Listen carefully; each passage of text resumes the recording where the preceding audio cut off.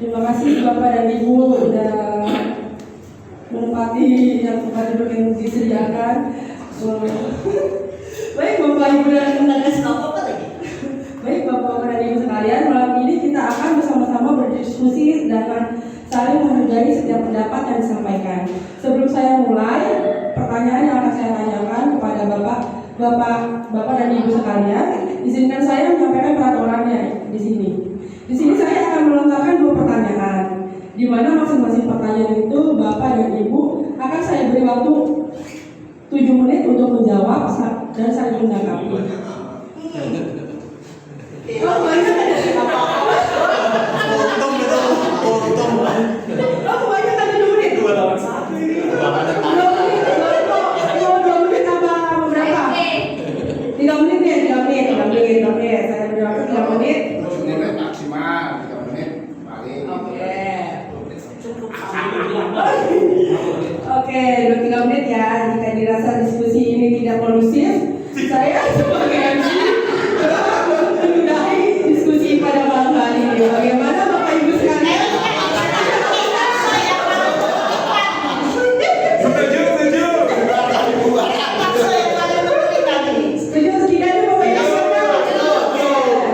Oke, untuk pastinya saya minta tolong buat siapkan waktu. Oke, pertanyaan yang pertama yaitu apakah Bapak atau Ibu setuju atau tidak setuju dengan istilah bahwa merokok merusak tubuh yang merupakan bait Allah? Oke, siapa di sini yang mau menanggapi? Oke, Pak. Dimulai Mas Chris. Ini sebenarnya tema ini kalau diawali dengan begini kan kurang tepat itu kalau menurut saya. Karena apa? Karena kalau kita ngomong salah saya untuk memodal rumah Allah ini kan pengertiannya luas. Jadi sebenarnya kalau ini kan kayak seolah-olah kita sudah difokuskan atau malah yang nggak tahu, makanya dalam diskusi ini arahnya mau kemana. Ya kalau kita ngomong secara firman Tuhan sebenarnya tubuh rumah Allah itu ya sudah memang fix. Itu karena apa ya, dasar-dasarnya kita sudah ditebus oleh Allah. Ya ini milik Allah, jadi kita sebenarnya tidak boleh sembarangan. Nah pada prakteknya memang orang karena egonya sendiri jadi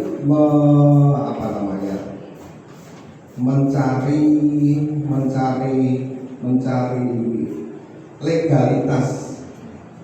Oh ini saya melakukan ini sebenarnya saya boleh di dalam firman Allah gitu kan. Ayo Pak Miji biasanya kan kalau panjang umur ya harus menghormati orang tua. Merokok ini rokok nggak ada masalah gitu kan. Pembelaan, tetapi sebenarnya ya nggak mau kalau rokok itu ya, kalau kita kan fokus rokok ya, tapi sebenarnya saya juga nggak setuju dengan diskusi ini. Jadi kita sudah diarahkan jadi, tapi nggak apa-apa kalau ditanya tadi apa pertanyaannya yang tepatnya? Apakah Bapak setuju atau tidak setuju dengan istilah bahwa merokok merusak tubuh yang merupakan bait Allah? Ya kalau merusak tergantung yang orang yang duduk tiba-tiba mati juga ada kan. orang hidup sehat itu kayak istri saya tiba-tiba dipanggil Allah juga bisa kan. Jadi bukan sebenarnya nggak ada dasar apa-apa gitu. Orang merokok panjang umur ya ada. Pendeta yang katanya sumber dari wakil Allah yang memberikan contoh begitu merokok ya banyak gitu loh. Jadi sebenarnya nggak ada yang perlu diperdebatkan. Itu sebenarnya ya tinggal kalau prinsipnya saya sih yang penting bagaimana saya itu bisa menjadi contoh kepada siapa ya, dalam hal ini ya anak saya gitu. Misalkan saya melakukan tetapi saya anggap tidak baik ya saya tidak akan melakukannya. Merokok saya Ya namanya anak SD sih biasanya nyoba-nyoba sih, ya pernah. Tapi ya pada akhirnya ya tidak merokok. Teman saya di SMA satu kamar itu perokok ini perokok berat ya. Jadi kalau belajar di kamar yang ngebul itu kamar pengabut itu merokok gimana rasanya tuh Pak? Ya tapi ya udah saya nikmati aja. Jadi perokok pasif ya iya. Nah makanya terus bagi saya sih tadi yang penting teladan gitu ya. Teladan bagaimana saya meneladani ya tentunya dengan anak-anak saya. Misalkan saya merokok itu pasti saya tidak bisa mengajarkan, tidak bisa bilang ke anak jangan merokok, ya kan? Gimana mau bilang jangan merokok tapi diri kita merokok gitu kan? Nggak akan bisa. Tapi di suatu waktu juga Arya pernah dalam kondisi karena SMA banyak teman-teman merokok ya dia pengen saya tantang ya udah mas merokok nanti bapak ikutan merokok. Tapi karena dia sayang pada saya ya udah dia nggak merokok. Nah ini sebenarnya teladan. Seperti contoh hal lain yang mengenai teladan ya ini sebenarnya di luar rokok. Ini waktu saya baru sebentar ditinggal istri gitu kan, saya itu kepingin banget nih Kawasaki RR. Sobat yang pengen, saya sebenarnya sudah pengen beli kan, tinggal beli gitu kan, duit ada, ya. Saya mengingat kembali. Nah, kalau saya beli nanti saya mainan motor, saya dolanan motor, ngebut, nanti anak saya seperti apa gitu. Nah, ini kan bentuk teladan. Ini sebenarnya juga ya, kita bukan membahas kepada karena kita diarahkan ke suatu topik ya sebenarnya ini bukan bisa diperdebatkan ya tidak perlu. Karena ini sebenarnya hanya orang yang mencari tadi legalitas. Saya merokok itu boleh apa enggak sih menurut firman, ya kan? Itu sebenarnya di situ. Jadi ya kembali bagaimana ya, kita mau hidup. Ya kita makan aja kalau menjadi batu sandungan bagi orang. Ya kenapa ini apa namanya? Dilakukan makan enak sementara orang-orang misalkan di sekitarnya nggak pernah makan. Ya bagaimana hidup kita itu tidak menjadi batu sandungan, bagaimana hidup kita bisa menjadi teladan. Itu saya kira intinya tadi kemarin ya monggo kalau mau diperdebatkan, tetapi satu prinsip yang saya pegang seperti itu. Gitu, teman-teman. Berapa menit mas? 7 kan? Tadi bilangnya baru tahu. 3. Enggak apa-apa. Oke, bisa. Berapa menit? 7. Pak, pas.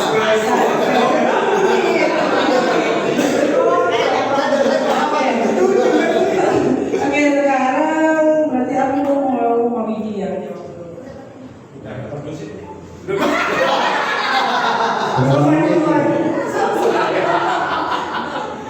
Ya, saya itu prinsipnya bahwa manusia itu diselamatkan karena percaya kepada Tuhan. Pintu gerbang masuk surga itu pertama di situ. Percaya itu sama Kristus Yesus. Jadi rohnya kita dulu yang mengaku bahwa saya percaya kepada Kristus dan Yesus sudah diselamatkan. Satu bukti di waktu penyaliban Yesus, murid-murid Yesus dan bahkan orang-orang perjanjian lama kalah cepat masuk surganya dibanding orang mencoleng yang kanan. Kamu dan saya masuk Firdaus, gimana itu? Nah, dari situ pemahamannya bahwa saya yang pertama adalah kencang dulu pegangan saya bahwa saya percaya Yesus dengan seluruhnya. Roh saya tempelkan pada diri Kristus Yesus. Itu keselamatan. Lalu saya berpikir masalah kesehatan. Masalah kesehatan itu semua juga bisa dengan baik. Contohnya heroin, kalau dipakai sembarangan mabok, mati. Nasi pun juga begitu. Apa bedanya jeroan, namanya gitu? Jeroan sama rokok. Saya dikasih makan jeroan seminggu berturut-turut dengan dikasih rokok berturut-turut seminggu, mati duluan yang makan jeroan. Benar nggak? Kan gitu. Jadi saya ngomong di sini, ayo saya bayarin seminggu.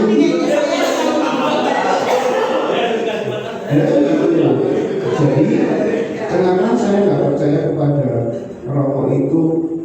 Kalau kamu merokok, kamu tidak bisa masuk surga, gitu. Nggak ada kayak gitu. Makanya saya mengatakan asal kamu merokok sesuai dengan kebutuhan, artinya seperti biasa-biasa saja, ya nggak ada apa-apa. Itu hanya nempel di paru-paru. Anda mati itu paru-parunya digerogoti sama apa? Cacing. Yang diambil kamu itu apa? Roh kamu. Oh gitu. Ya roh kamu yang dibawa ke surga. Lah, paru-paru kita yang busuk ini dan sebagainya ada di sana.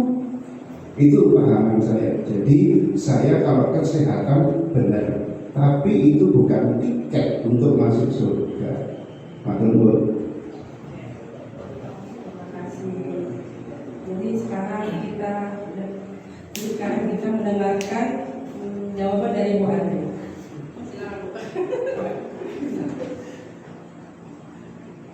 Ya, Bapak Ibu, saya nggak tahu nih kita mau ngomongnya Alkitab atau mau ngomongin hidup, kan gitu. Kalau kita ngomongin Alkitab, ingat Allah menciptakan kita segambar. Ya kan, kalau kita ngomong Kejadian kan kita diciptakan segambar dengan Allah. Ketika manusia jatuh dalam dosa, semaunya sendiri, egoisnya sendiri-sendiri. Ketika Tuhan Yesus disalib, Dia memberi kebebasan. Nah, itu benar, teladan. Tapi jika salah, dia kan gak ditulis kok merokok mesti merokok,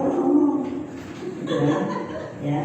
Tapi ya tadi kebebasan yang Tuhan Yesus sudah berikan kepada kita mau jalani seperti semaunya kita atau seperti maunya Allah, semua kembali ke diri kita masing-masing. Ya. Kenapa saya bilang kembali ke diri kita masing-masing? Karena ya tadi kalau kita berbicara iman itu nggak bisa saya beriman pada Tuhan Yesus pasti selamat si kodo sopo. Kalau kamu sampai hari akhir ketika Tuhan mencabut nyawamu ternyata tidak setia, yang tahu siapa? Bukan kita. Ternyata ketika kita udah cengek mau mati, ternyata kita mengkhianati Tuhan Yesus. Ada. Jangan dibilang tidak. Bahasanya tentang iman yang tahu adalah kita dengan Allah. Jangan sombong. Karena kita nggak pernah tahu di hari akhir kita kapan kita dipanggil 1 jam kemudian setelah kita ngobrol kita tahu tidak. Semua adalah wewenang di tangan Tuhan. Apakah kita setia? Semua kembali kepada kita dengan yang tahu Tuhan. Saya percaya Tuhan Yesus pasti selamat. Sing kondo sapa. Yang tahu hanya Tuhan. Kapan kita dipanggil, kapan kita dikasih kesempatan, dikasih kebebasan. Kamu mau beriman terserah, kamu mau percaya sama saya terserah, kamu mau merokok terserah, kamu mau melanggar, kamu sudah tahu kamu sakit gula, kamu melanggar, ya terserah. kamu sudah tahu asam urat, kamu makan jeruan, yo terserah. Semua kembali ke diri kita masing-masing. Kalau kita menyadari, kita beriman, kata Tuhan Yesus kan, kamu harus cerdik seperti ular dan tulus seperti merpati. Jangan sampai kecerdikannya diplesetke. Kata Tuhan Yesus kan kita harus cerdik, gitu kan ya? Cerdik yang seperti apa? Apakah kecerdikan kita sesuai dengan kehendak Tuhan atau tidak? Apakah ketulusan hati kita memberi diri melayani Tuhan, melayani keluarga, mendidik anak-anak sesuai dengan kehendak Tuhan? Yang tahu adalah kita dengan Tuhan. Aku Pak Wiji salah? Enggak. Apakah Pak Winto salah? Enggak. Enggak ada yang salah dalam hidup ini. Karena apa? Semua terserah kita. Karena kita sudah dikasih kebebasan. Kita dikasih kemerdekaan. Paulus mengatakan ini. Tuhan sudah kasih kebebasan. Oh ya, percaya aku terserah, aku orang dulu terserah, kan gitu. Makanya kembali ke diri kita, iman kita sendiri. Ya, kalau Tuhan Yesus sudah berjanji, barang siapa yang percaya kepadaku pasti tidak binasa. Tapi apakah kita setia benar? Yang tahu kita dengan Tuhan. Monggo, itu dari saya Mbak Uta. Permulaan belum panas kami. Ini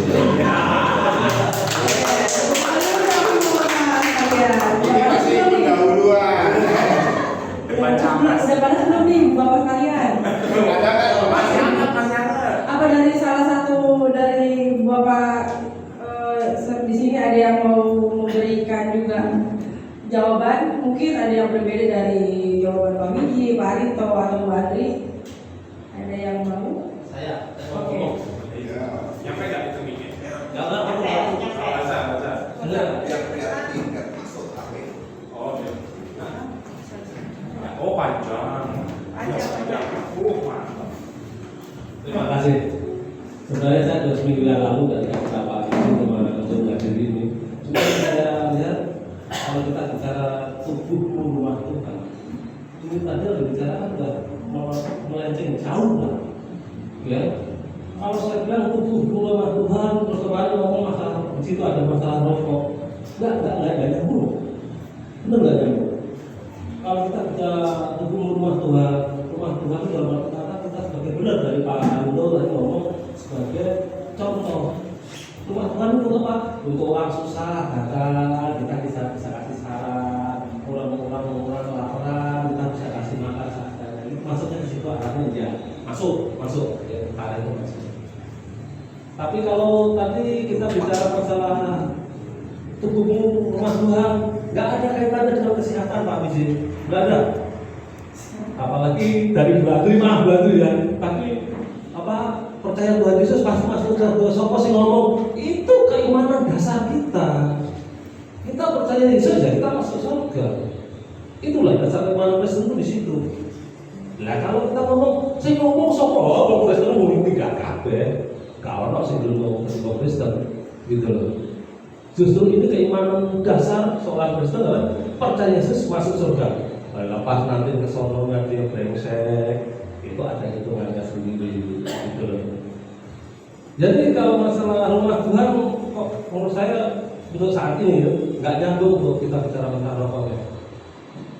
Kalau terfokus tersendiri rokok kira-kira untuk orang Kristen bagaimana itu mungkin bisa masuk. Tapi kalau rumah Tuhan rumah Tuhan itu terlalu luas dan terlalu global, pengertiannya tidak untuk hanya masalah rokok. Wong Tuhan menjuru kok titik yang sama rokok nggak bisa seperti itu. Terima kasih. Mungkin bisa satu saja.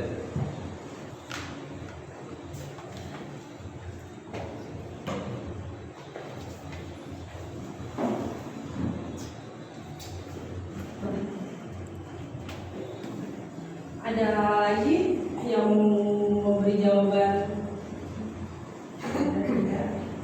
Kalau tidak ada, saya sambung ke pertanyaan kedua.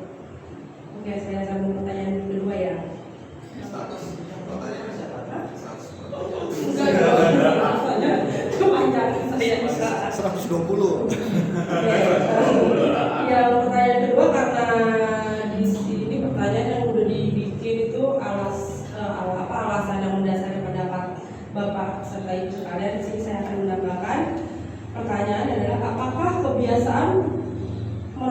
mencerminkan sikap menghormati tubuh sebagai pemberian Allah.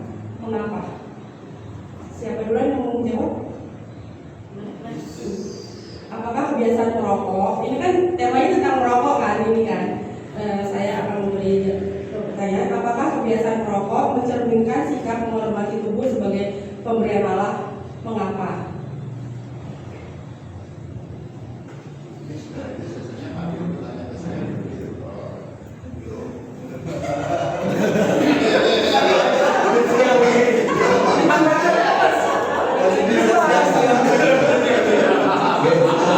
Ya bukan ini.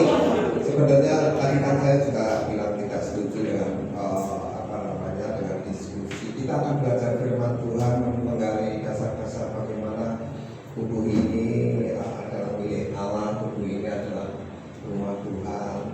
Tetapi sepertinya di awal kita sudah di-drive untuk suatu pokok ini. Saya kira memang kurang tepat. Tetapi dengan ya udah kita ikuti ini karena bagi saya juga tidak tahu dasar tujuannya dari ini. Tapi ya saya yakin bahwa ini juga akan saling membangun di dalam diri kita, ya. Persekutuan kita. Ya nanti mungkin Mas Medu juga menjelaskan prinsip-prinsip dasar dari keimanan kita tentang tubuhmu adalah rumah. Kalau ngomongnya panjang jadi dua pertanyaan.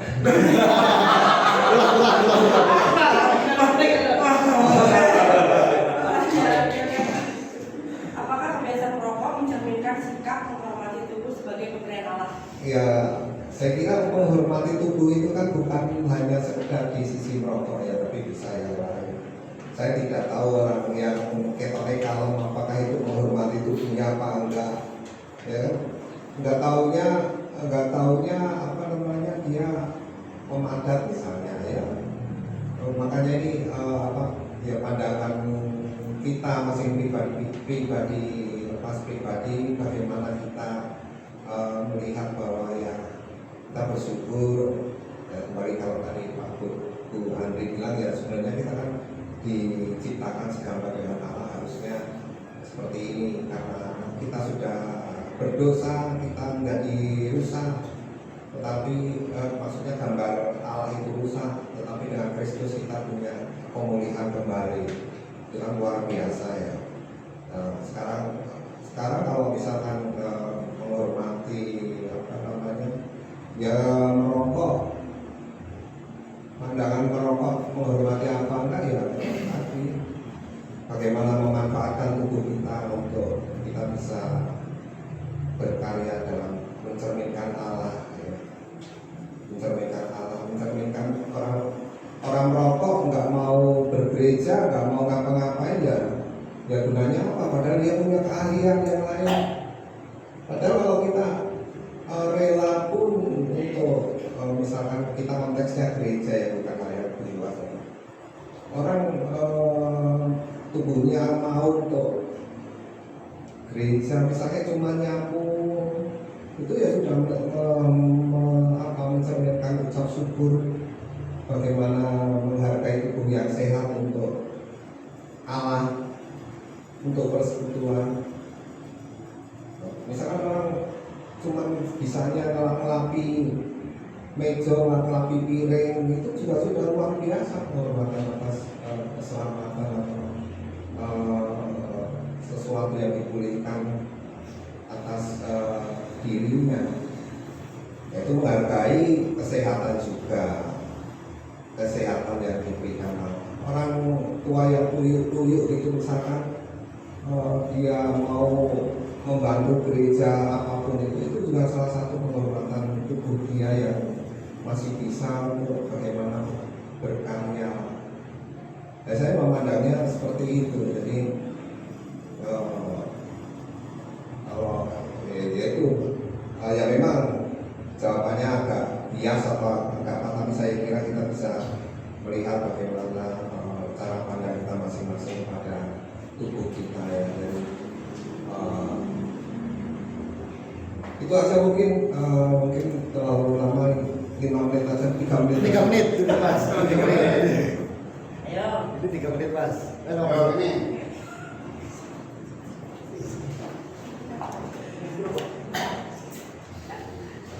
Ini memang pertanyaan. Nanti setelah ini sesi pertanyaan tanya jawab ya. Nah itu nanti. Oh iya ya. Itu. Manut sama moderamen. Iya ya. Oke. Pemanasan dulu kita ya, jangan langsung inti. Ntar kaget. Oke, bapak-bapak, ibu-ibu, dulu zaman nenek moyang kita itu makanannya adalah apa? Sagu, terus makanannya growol, makanannya gaplek, dan lain sebagainya. Ketika suatu saat ada nasi, mereka lama-lama ikutin makan nasi. Padahal makanan pokoknya dulunya sagu dan gaplek. Tuh, sekarang ada nasi, ternyata nasi enak. Lama-kelamaan makanan nasi dan gaplek campur, lama-kelamaan kok nasi enak. Akhirnya makanan nasi itu menjadi makanan pokok. Begitu, memang pokok. Nah, bagaimana dengan mencegah seperti itu? Nasi itu juga bahaya loh. Orang diabetes makan nasi kebanyakan, setelah itu nanti gagal ginjal, terus mati juga gitu. Jadi kalau mau makan nasi dibilang bahaya, bahaya juga. Orang-orang yang sakit, orang-orang sakit yang diabetes itu makan nasi takut sekarang. Karena itu kembali lagi ke yang lama. Seperti itu. Dibatasi. Iya. Sampai ada yang nasi itu batasnya kecil-kecil. Nah demikian juga rokok gitu. Maksud saya, rokok itu juga sama. Orang yang mengatakan rokok itu gak nikmat dan lain sebagainya, ya, karena dia nggak merokok tuh. Bang rokok itu bareng sama saya kan gitu, enak kan gitu. Jadi semua segala sesuatu kalau ada takarannya, ada yang dibatasinya, itu ya aman-aman aja. Yang terpenting kan, ya nanti pertanyaan yang kedua, iman kita coba nanti kita di situ kita cari yang benar. Itu jadi jawabannya seperti itu. Selanjutnya kita beri kesempatan Bu Andri.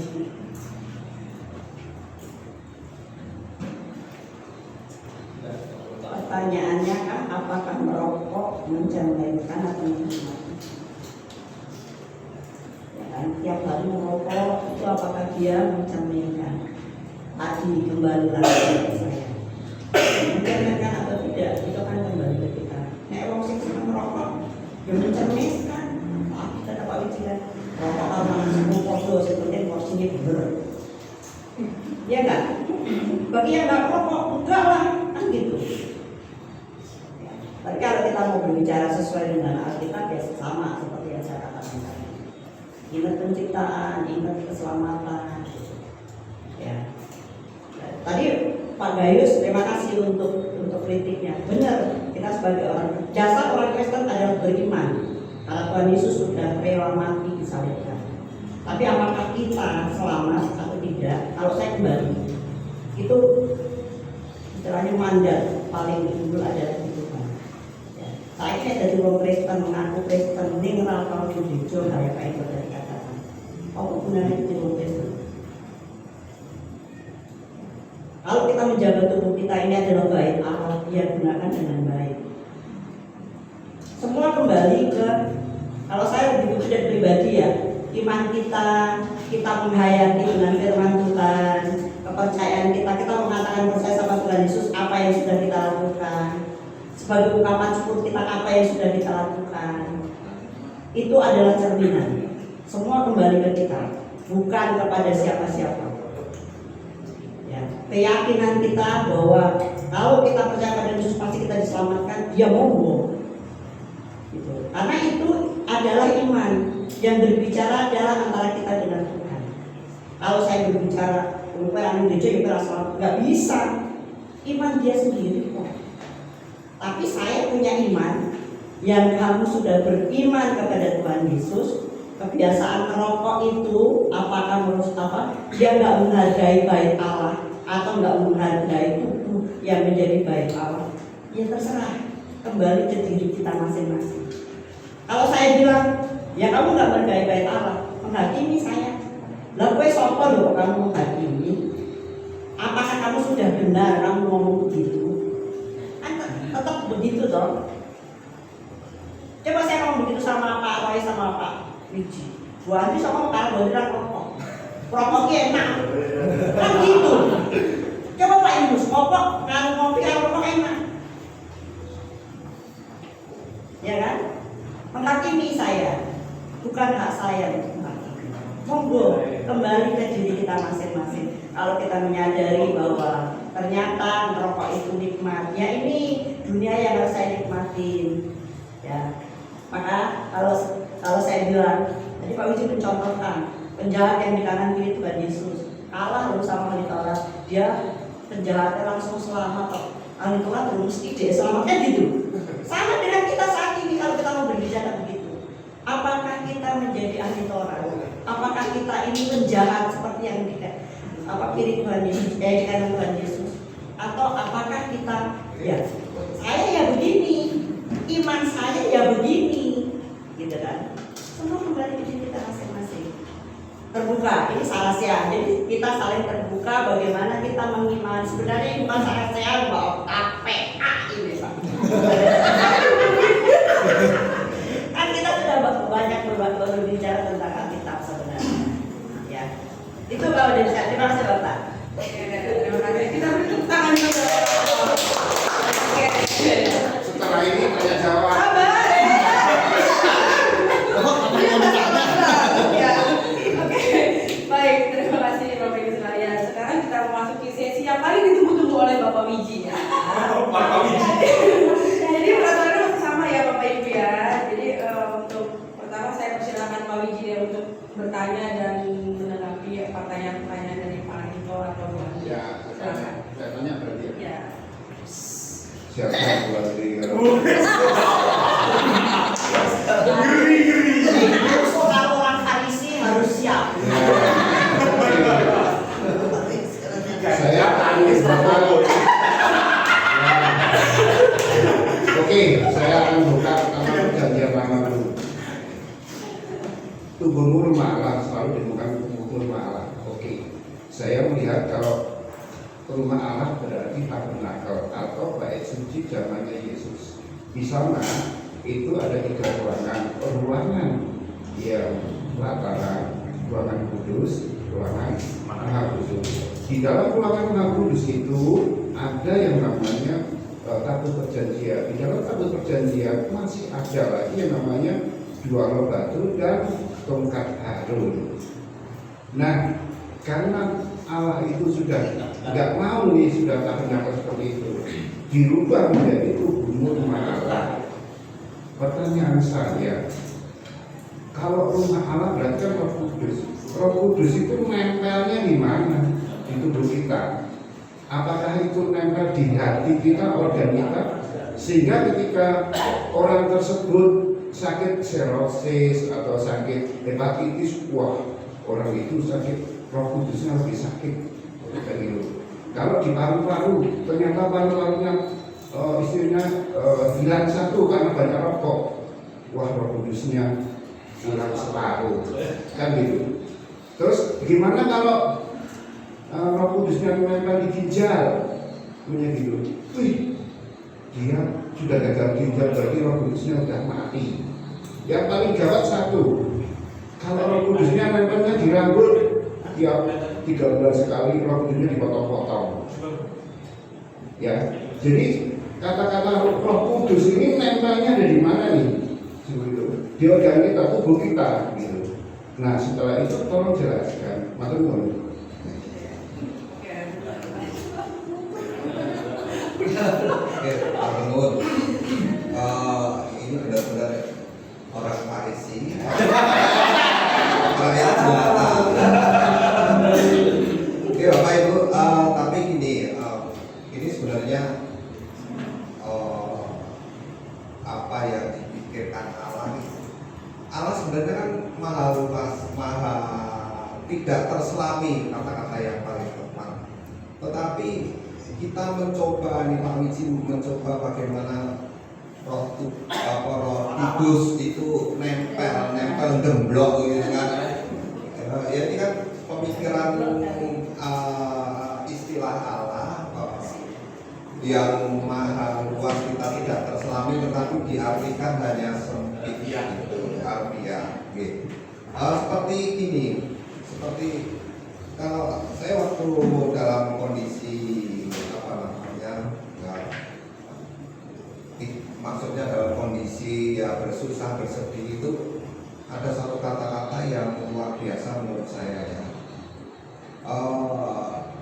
Kalau Allah bekerja pada kehidupan kita itu tidak cuma satu sisi saja.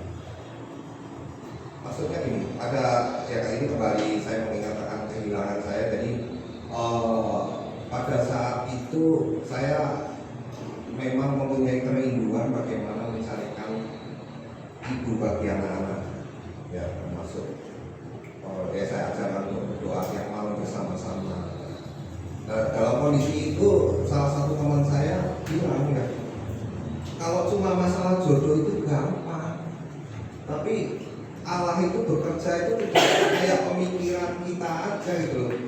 Kita bersedih, kita ini merasa kehilangan, kita merasa anak-anak perlu seorang ibu lagi, kita bicaranya cuma pasangan.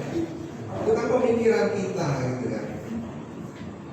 Nah, sebenarnya Allah bekerja juga tidak sang gemblok gitu, tapi kalau Allah sudah berkehendak, Allah bekerja akan terselesaikan semua. Nah, ya kembali pada itu ya, seolah-olah apa namanya, roh Allah ada di tubuh kita. Tubuh di mana? Di kaki lah. Tuhan mau diinjek-injek gitu kan? Itu pemahaman yang luar biasa yang tidak terselami. Ini lagu yang sangat bagus tuh. Tuhan itu tidak terselami. Siapa yang bisa menyelami isi pikiran Tuhan? Siapa bisa menyelami Allah atas kehendak gereja kita yang seperti ini? Siapa tahu? Siapa yang tahu coba? Kenapa kita nggak bisa tinggal di rumah pojok? Ya kita hanya bisa menafsirkan. Ya tapi kembali bahwa ya memang sebaiknya jangan yaitu Allah yang luar biasa, tetapi kita mencoba untuk mengkecilkan dengan pemahaman diri kita. Ya kalau zaman dulu di zaman Musa ada seperti itu ya memang seperti itu gitu. Nah saya kira itu aja, nanti panjang lagi. Tunggu. Silakan baca kepada kita.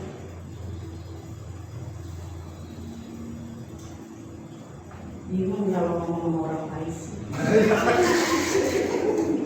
Sakal dewi. Udah bocor nih. Udah bocor nih kan itu. Main ayat gitu. Ya, Bapak Ibu, Alkitab itu ditulis tidak per perikop dan tidak per ayat yang kita suka. Kita suka dengan satu ayat terus kita pegang. Kalau tadi saya berbicara dengan Kejadian Allah menciptakan, bahkan di kitab nanti saya dalam kandungan ibu kita sudah dibentuk sedemikian rupa itu dengan rencana Allah. Istilahnya kita belum ada dalam kandungan ibu kita sudah dirancang oleh Allah untuk jadi apa. Jadi kalau tadi ngomong rohnya ada di otak, ada di kaki, Jempol. risak dewe. Terus nanti kalau kita sakit nyawakin mesti apa? Terus mati cekal-cekal mati. Tuhan meninggalkan saya. Tuhan tidak sayang sama saya. Karena roh Tuhan lagi jalan-jalan, gitu kan? Nggak bisa begitu. Ibu, saya tetap kembali ke kita masing-masing. Kita berimannya seperti apa? Alkitab nggak bisa dipilah-pilah per ayat dan per perikop. Semua ada kesinambungannya. Semua ada sejarah. Kenapa itu ditulis? Paulus menulis di Korintus karena apa? Paulus menulis di Efesus ada apa? Semua pasti ada sejarahnya. Kenapa itu ditulis? Kenapa Tuhan pakai Paulus? Kenapa Tuhan pakai Lukas? Kenapa Tuhan? Semua ada rancangannya. Jadi kalau ngomongin Roh Kudus yang terpisah-pisah, nggak ada. Bahkan janji Tuhan ketika Tuhan mau naik ke surga, itu yang memelihara hidup kita, bukan memelihara jantung kita. Kan ketika Tuhan Yesus mau naik ke surga, nanti aku akan memberikan roh penghibur, roh yang menolong ketika kita. Itu pesan Tuhan Yesus sampai dia datang yang kedua kali. Datangnya seperti apa? Tidak pernah dikasih tahu. Karena dia cuma memberikan ilustrasi, saya datang seperti pencuri di malam hari. Makanya kita harus selalu berjaga-jaga. Jadi kalau Pak Wiji memilah-milah begitu, terserah. Karena dia cuma ngambil per ayat di dalam Alkitab. Dia ngomongnya zamani sopo, tapi dia lupa baik Allah sudah dibelah oleh Tuhan Yesus untuk memutus antara perjanjian lama dan perjanjian baru. Itu saja dari saya. Berapa menit Mas Kris? 3 menit. Nah. 20. Bagaimana pendapatan Pak Wiji? Kan nggak bisa jawab toh. Tapi sekarang saya yang jawab. Gitu. Bapak-bapak, ibu-ibu, di Roma 8 ayat 16 ketahuan roh Allah bersama dengan roh kita, berarti roh Allah, roh kudus itu yang di tubuh kita itu nempelnya di roh kita, gitu. Nah, jadi belajarnya begini. Sekarang saya mulai ngasih pelajaran ya. Ini ayat nih. Ini sudah teologi nih kali ini. Sudah Satu. Pertama, manusia itu adalah tubuh. Setelah tubuh, di dalam tubuh ada apa? Ada jiwa. Setelah di dalam jiwa ada apa? Ada hati. Setelah ada hati itu apa? Ada batin. Setelah ada batin itu apa? Ada roh kita.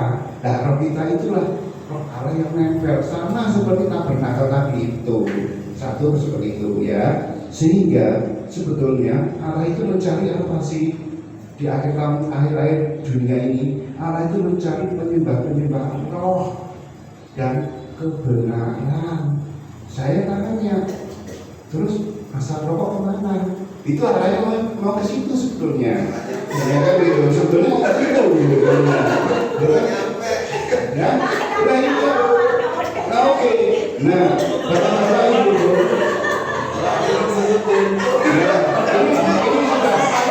ini sudah tingkatnya yang spider nih ya. Nah, oke, sekarang saya tanya dulu. Alkitab itu kan dibuat oleh manusia, bukan jatuh dari langit jebruk bentukan Alkitab. Siapa yang membuat? Yang membuat adalah orang-orang Timur Tengah. Benar kan? Timur Tengah. Nah, kalau kita mempelajari Alkitab, ya kita harus mempelajari apa? Sejarahnya, Alkitabnya bagaimana. Yuk, terus adat istiadatnya, peradabannya bagaimana. Setelah itu baru kita mempelajari teologinya seperti apa. Kan gitu. Masih benar nih ngomong gitu saya. Ya, nah. Sekarang yang ditanyakan tubuhmu rumah Allah itu cerita tentang apa? Itu sebetulnya adalah kisah para rasul, cerita tentang rasul Paulus. Ya, kita harus tahu dulu Paulus itu siapa, gitu. Nah, ternyata Paulus itu orang yang mondok, gitu, mondok pesantren istilahnya. Orang mondok, dia itu sejaman dengan Yesus. Itu gurunya Gelael. Galiel itu ya. Setelah itu Gamaliel. Gamaliel ya. Ya itu saya ada orang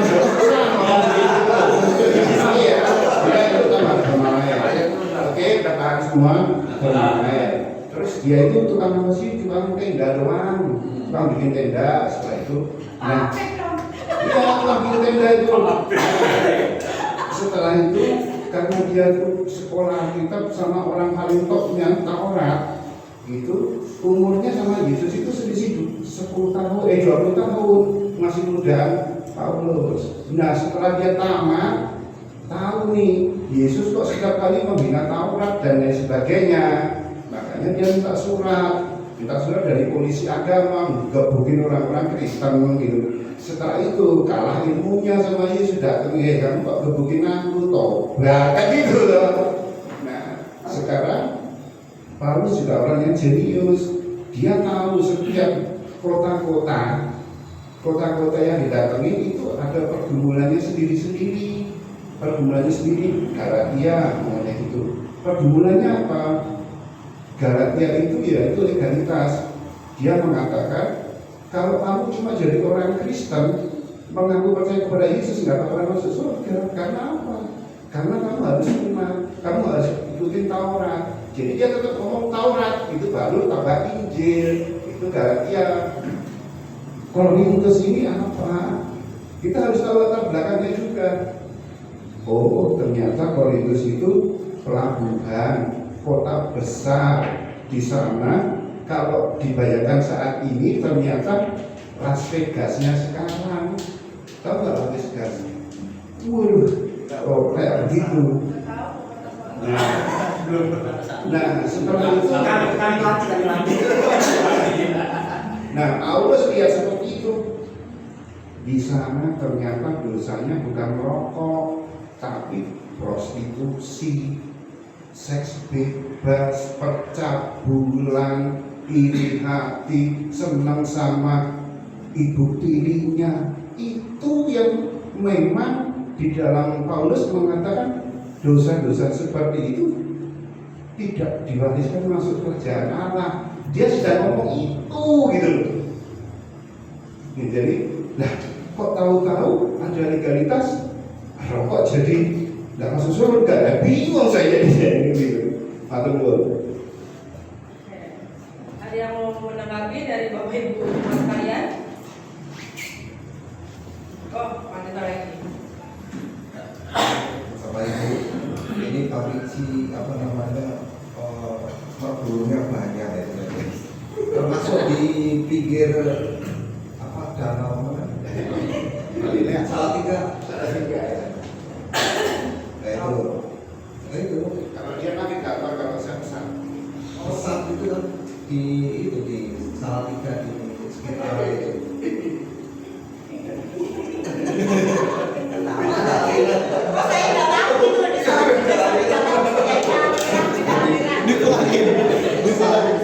Nggak tahu dari mana dia memang apa namanya Pavici dari kayak Paulus dari ahli Taurat.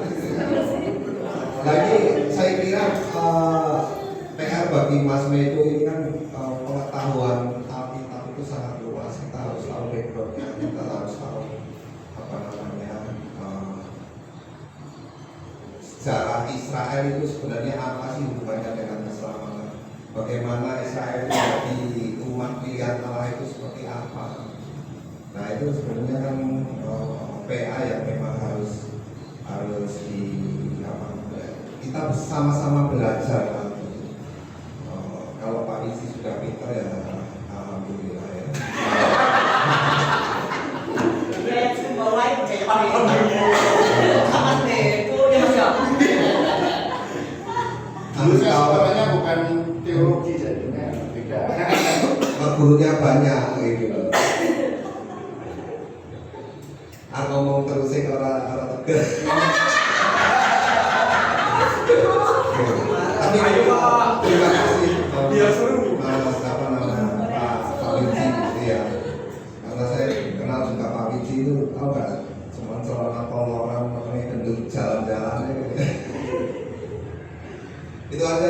Matur nuwun. Oke. Dari pertanyaan dan tanggapan dari Pak Widi, mungkin siapa dulu nih yang mau memberi pertanyaan? Oh nggak mau nanya dong. Nggak mungkin dari Mbak Widi tanya. Nanya dong. Nanya dong biar panas. Panas. Jangan panas. Oh iya. Kita akan mempersiapkan diri, umurnya udah 40. Apakah kita sampai 70 atau tidak? Kan gitu. Yang perlu kita persiapkan ketika Tuhan bertanya. Ketika Tuhan bertanya, apa yang sudah kamu lakukan dengan usiamu yang sudah 50, yang sudah 30, yang sudah 40 kan? Yang kedua, Pak Ibu, tidak semua orang mengalami ini. Ketika kita di titik nol, semua orang pasti mengalami, entah itu dengan sakit, entah itu dengan ekonomi, entah itu dengan pergumulan anak-anak. Apa yang Anda lakukan? Ya. Udah, pertanyaan itu. Itu nanya kan Oke, mungkin. Oke, Pak. Wah, ini menurut saya orangnya itu kayak apa? Bukan mesra, tapi oli diesel. Dia udah mulai panas. Buahnya bagus, Pak Ibu juga bagus ya. Kita sudah salah ya. Jadi begini Bapak-bapak Ibu, yang saya tekankan pertama, jangan sampai orang berpikir kalau orang sehat itu tidak akan pernah mati, ya, karena karena begini Bapak Ibu, orang masuk Adam dan Hawa diusir di dalam Eden itu bukan karena makan buah pengetahuan dan yang baik dan yang jahat, bukan, karena Allah tahu sifat Adam dan Hawa itu manusia ingin hidup seperti Allah, tidak pernah mati. Makanya Allah mengatakan jangan-jangan dia mau makan buah kehidupan. Makanya Allah usir dia ke dunia. Nah setelah itu Allah mengatakan ya udahlah, sekarang aku memberi ketetapan setelah Nabi Nuh selesai dikasih waktu usia 120 tahun, ya kan, ini kita 120 tahun. Makanya Musa begitu, Musa itu dalam keadaan sehat walafiat, matanya itu belum buram. Kalau saya coba gini, dia belum buram karena sudah 120 tahun meninggal juga. Pertama itu. Yang kedua, itu ibu-ibu yang pendarahan 12 tahun, gimana sakit pendarahan itu kok kurang darah, anehnya 12 tahun kok nggak meninggal juga gitu. Jadi intinya meninggal itu tidak harus sakit dulu, atau orang sehat itu belum tentu nggak meninggal kayak gitu. Oke, terus kenajisan, nah itu Yesus orang pendarahan sudah dibilang dia sudah nggak boleh ke gereja, istilahnya harus ke sinagoge, sudah dibilang najis. Tapi kenapa Yesus kok mau berjabat tangan, mau mengatakan imanmu yang menyelamatkan? Jadi yang disebut najis orang-orang itu karena Yesus mau bergaul sama dia.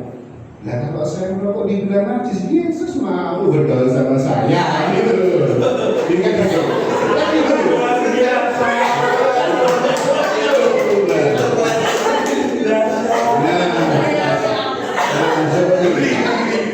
Nah, makanya Bapak-bapak Ibu, ada dosa-dosa yang tidak termaafkan oleh Allah.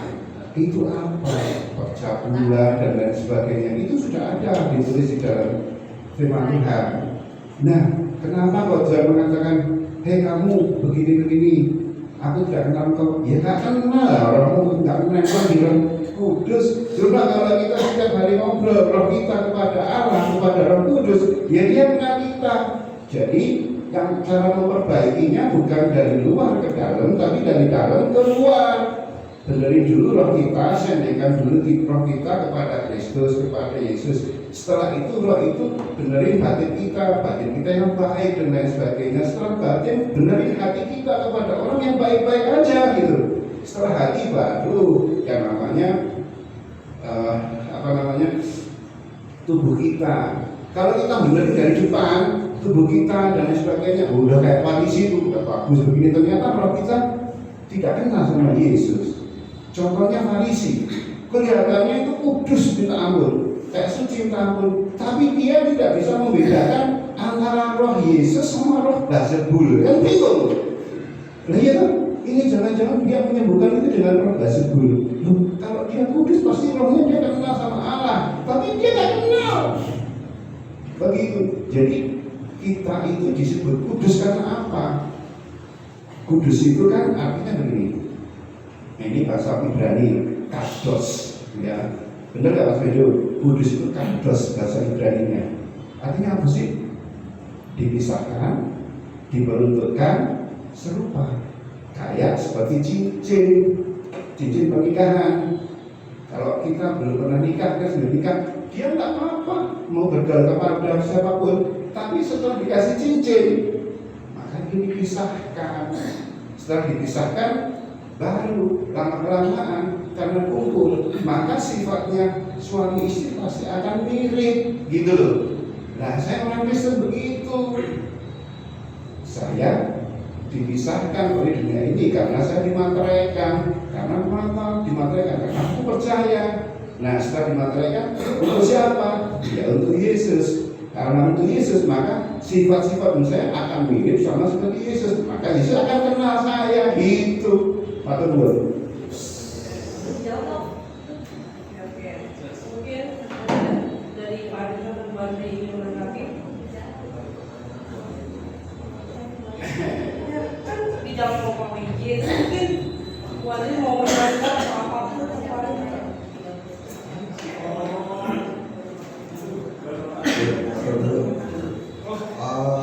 Bagi saya hidup ini adalah anugerah. Bersyukur saya sekarang masih hidup, bersyukur saya masih bisa menemani anak-anak. Itu luar biasa. Nah, kalau berkaitan dengan pertanyaan Bu Andri, apa lagi? Pak?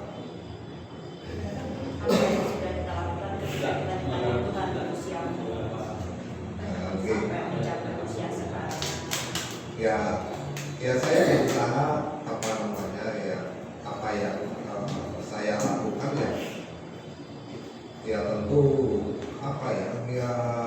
menjadi berkat bagi anak saya, bagi berharap juga menjadi berkat bagi gereja dalam bentuk saya.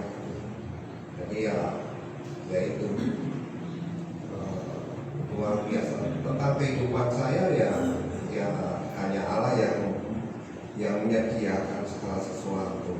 Makanya saya harus melakukan juga sesuatu untuk di dalam kehidupan saya.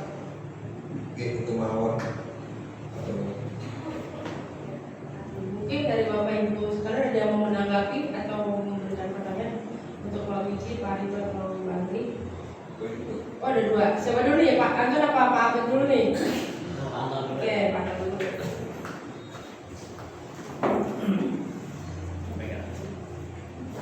Sampai Pak.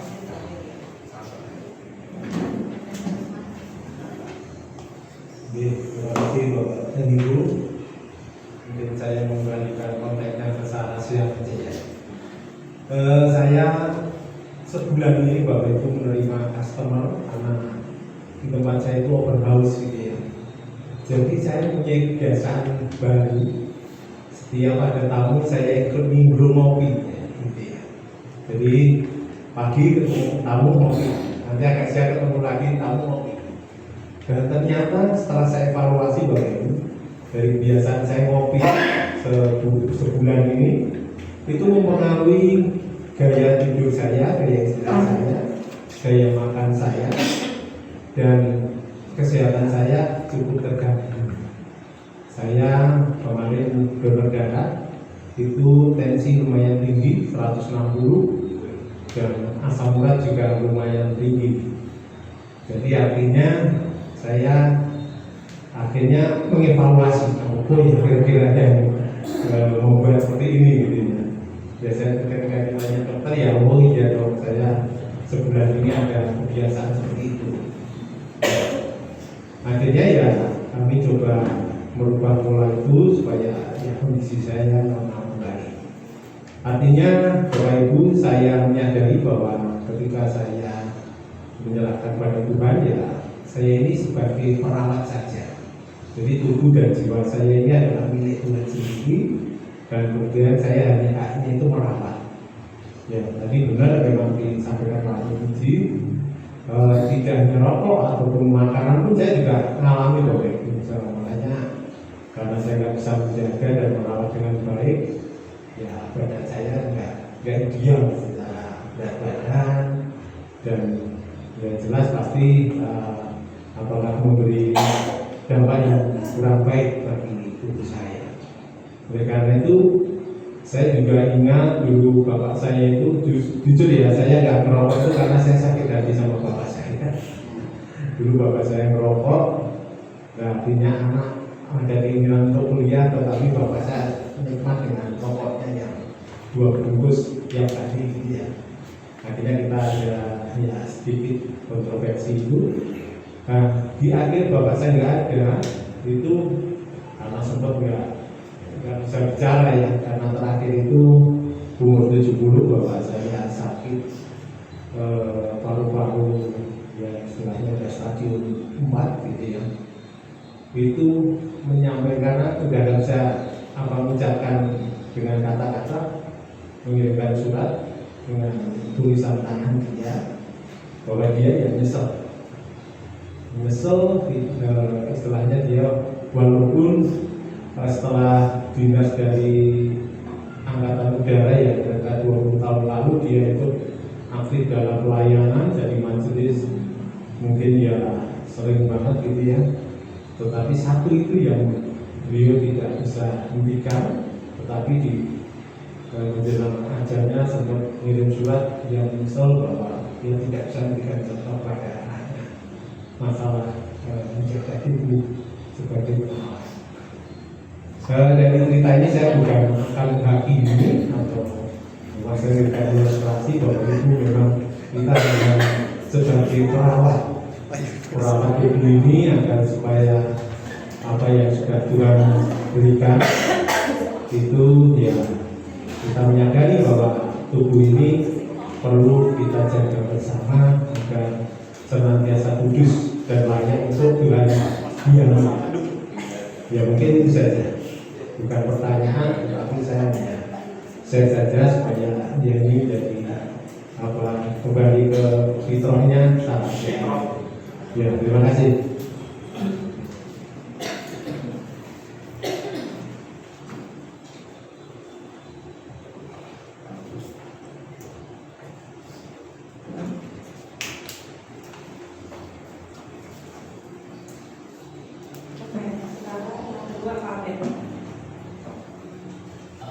Terima kasih atas waktunya.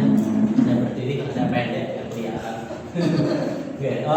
Sebelumnya saya sebenarnya saya ada info itu waktu 2 bulan kemarin saya sempat bicara sama Pak Puji ini tahu dia mau ada acara kreatif.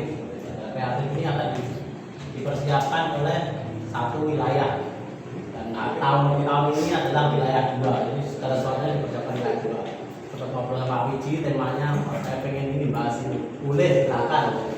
Jadi kalau hari ini dari perbincangan tadi sebenarnya kita memperbincangkan hal yang mengambang gitu.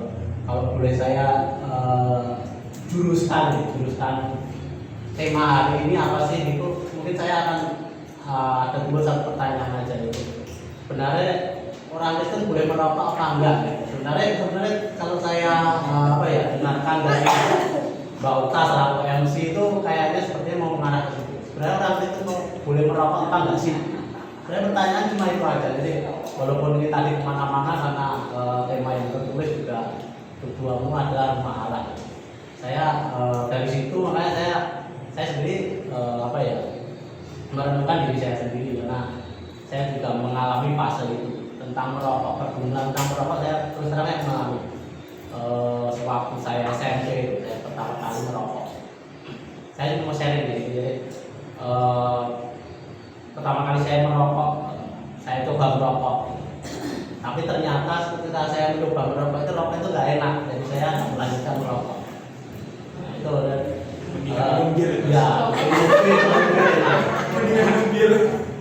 di situ ada satu pertanyaan, ada satu pertanyaan buat kita. Kalau tadi mungkin tema dijuruskan merokok boleh apa enggak? Sebenarnya apa sih yang mendasari kita harus merokok? Motivasi kita merokok itu apa sih? Stres. Nah, seperti itu. Banyak hal motivasi merokok, tapi saya belajar dari diri saya sendiri. Waktu itu saya SMP, kenapa saya merokok? Ternyata saya motivasinya salah. Waktu itu saya mau merokok itu karena apa? Karena teman-teman saya merokok. Kalau orang merokok itu, SMP merokok itu kelihatan keren. Itu yang salah buat saya. Itu ketika saya waktu itu memutuskan saya mau coba rokok itu, ternyata saya mau membangun gambar diri saya bahwa ketika saya merokok itu saya akan keren. Nah itu saya dari situ saya mengolah ya meditasi saya teringat lagi itu. Ya dulu saya dapat pelajaran dari Tuhan seperti ini. Jadi merokok boleh apa enggak saya nggak bisa jawab juga boleh apa enggak. Tapi ketika itu membangun gambar diri kita, membangun diri saya bilang merokok itu nggak boleh. Saya bilang secara tepatnya seperti itu. Ada satu hal dari situ. Terus saya juga banyak teman-teman saya waktu di kampung itu, terus terang waktu itu juga banyak orang yang kondisi ekonominya berkekurangan. Artinya sekolah aja dia sepatu sampai jebol, tasnya ya seadanya, beli buku aja LKS nggak mampu. Tapi saya melihat bapaknya itu harus tetap merokok. Saya dari fase itu saya mulai belajar. Ini berarti merokok itu ada sesuatu yang salah. Kenapa salah? Merokok itu menimbulkan keterikatan. Merokok itu menimbulkan keterikatan. Kalau memang mungkin merokok bebas, silakan mau merokok. Tapi apakah merokok itu terikat pada diri kita? Kita terikat dari teman saya tadi saya belajar. Ini orang tua ini nggak bisa melepas merokok, walaupun dia tahu ekonominya itu gonjang ganjing. Beli makanan pokok aja susah, menyekolahkan anak aja susah, tapi dia tetap harus merokok. Nah itu berarti merokok itu menurut keterikatan. Kalau dari situ makanya saya belajar merokok itu nggak boleh. Saya pastikan kalau saya ditanya, tapi ya itu kembali monggo kepada Bapak Ibu semua. Siapa saja, tapi kalau saya ditanya boleh nggak orang Kristen merokok, saya akan tanya balik, mengapa kamu merokok? Motivasimu apa? Alasanmu merokok itu apa? Dari situ kita bisa menggali merokok itu boleh apa enggak. Ya kalau saya tanya sama teman-teman di sini, bapak ibu, bapak-bapak, ibu di sini nggak ada yang merokok. Kalau di tempat kerja saya itu ya ada ibu-ibu banyak yang merokok. Itu yaitu saya balikan itu aja. Bolehkah orang Kristen merokok? Saya bertanya alasan merokok itu apa dulu? Bagi kita bisa membahas lebih lanjut. Mungkin itu seperti itu sih. Serta saya kembalikan. Sebelum saya beri pelemparnya ke buat Oke, terima kasih Pak Abed, Om Anton. Satu hal yang tadi saya sampaikan Om Anton, apa yang disampaikan Pak Abed, tidak ada yang salah. Semua kembali ke diri kita masing-masing, pemahaman kita. Saya tidak berbagi satu hal, Bapak Ibu. Apa yang disampaikan Pak Anton maupun apa yang disampaikan Pak Abed.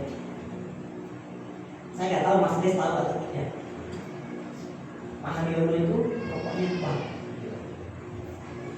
Suatu hari Bapak Ibu, Pak Haryono itu punya kesaksian kepada almarhum atau anak saya uang saku, saya nggak kasih karena saya nggak punya uang. Tapi saya bisa punya uang buat beli rokok. Saat itu juga Pak Haryono itu ngitung kalau beli rokok itu berapa, nyamoni Mas Johan itu berapa. Karena waktu itu diceritain Mas Johan, Mas Chris. Dan akhirnya Pak Haryono itu berhenti merokok dengan kesadaran bahwa aku lu nyamoni anak sekolah merah iso kok merokok iso. Nah itu berarti kan kembali ke diri kita. Kalau Pak Abed tadi bilang rokok itu, kalau saya bilang nggak boleh. Tadi saya bilang Pak Abed, kesannya kita menghakimi, kita dikasih kebebasan oleh Allah. Monggo, semua kembali ke diri kita masing-masing. Gitu. Rokok, orang Kristen boleh merokok, boleh, saya larang merokok. Kembali lagi, ya kan? Karena kalau kita kembali, tubuhmu adalah bait roh Allah. Yo, coba rokok wofi. Kamu sadar dong kalau tubuhmu itu baik, yang harus kamu jaga dengan kudus seperti Tuhan juga menjaga tubuhnya dengan kudus. Kan begitu. Ya. Jadi kalau kita ngomong orang Kristen boleh merokok, saya nggak akan jawab. Pikirin dewe gitu kan bahasa saya gitu. Karena apa? Kembali ke diri kita masing-masing. Makanya saya bertanyakan, kita pernah nggak di titik nol? Itulah di titik nolnya Pak Haryono. Ketika dia sadar bahwa ternyata rokok itu boros, bahasanya kan gitu. Anakku loh cuma butuh aku raiso, sadar dari diri sendiri. Atau pernah rokok pernah? Dia sadar sendiri ketika dia nggak enak. Padahal waktu dia muda, saya lagi nggak bisa. Tapi saya bilang kamu boleh merokok, jangan di rumah dan depan. Dia berani merokok kalau di luar.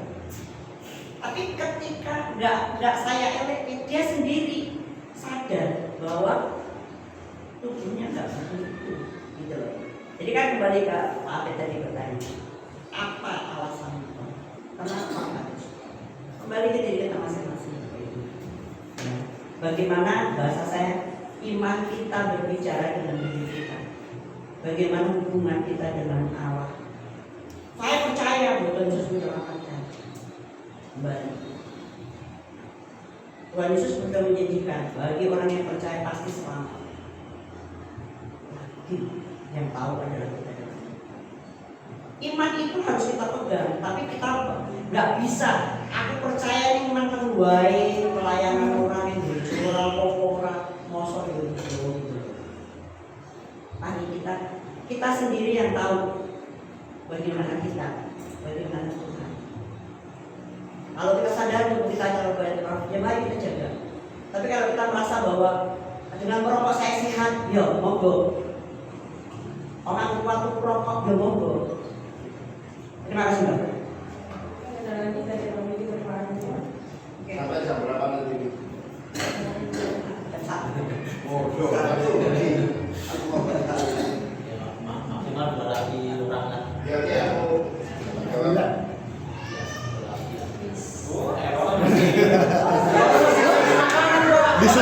Disuplai terus ya. Ya nggak kelar.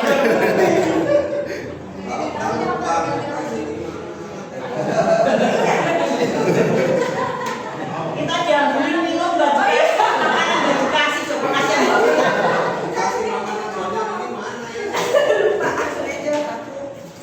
Oke, saya setuju kalau Bu Adri mengatakan terserah pendapat sampean. Jadi saya berpikiran begini, rokok itu kan ada di dalam istilahnya kesehatan. Sementara tadi saya sudah kasih warning, jangan sampai kita malah terjerumus. Kalau kita sehat pasti tidak akan mati, karena mati sudah punya Tuhan, kan gitu, sudah ada ketetapannya. Jadi bahasanya yang penting merokok dan tidak merokok, menurut saya jika Anda sudah dimateraikan di dalam nama Yesus dan Anda melakukan perbuatan yang benar, karena rokok belum tentu tidak salah, belum tentu juga tidak benar, kan gitu. Contohnya begini Bapak-bapak, Yesus itu sama Petrus sampai ngomong, kamu dari dulu sampai sekarang bergumul sama saya, berteman sama saya, kok kamu nggak tahu siapa saya? Begitu. Hati-hati dengan kegiatan ritual keagamaan, Bapak Ibu. Jadi jangan sampai Allah mengatakan kamu nggak kenal kamu. Seberapa kamu nyanyi merduknya, seberapa kamu pelayan kepada Tuhan. Yang pertama adalah roh kita dulu diberi nyendernya ke roh Allah, yaitu Yesus Kristus.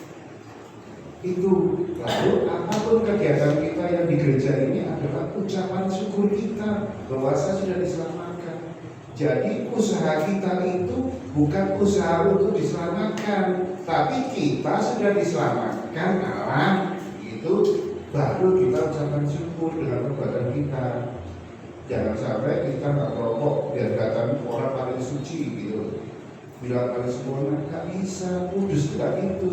Kalau kudus itu kalau jatuh ya baru lagi kan gitu. Yang namanya sempurna nggak bisa manusia, serupa segambar dengan Allah.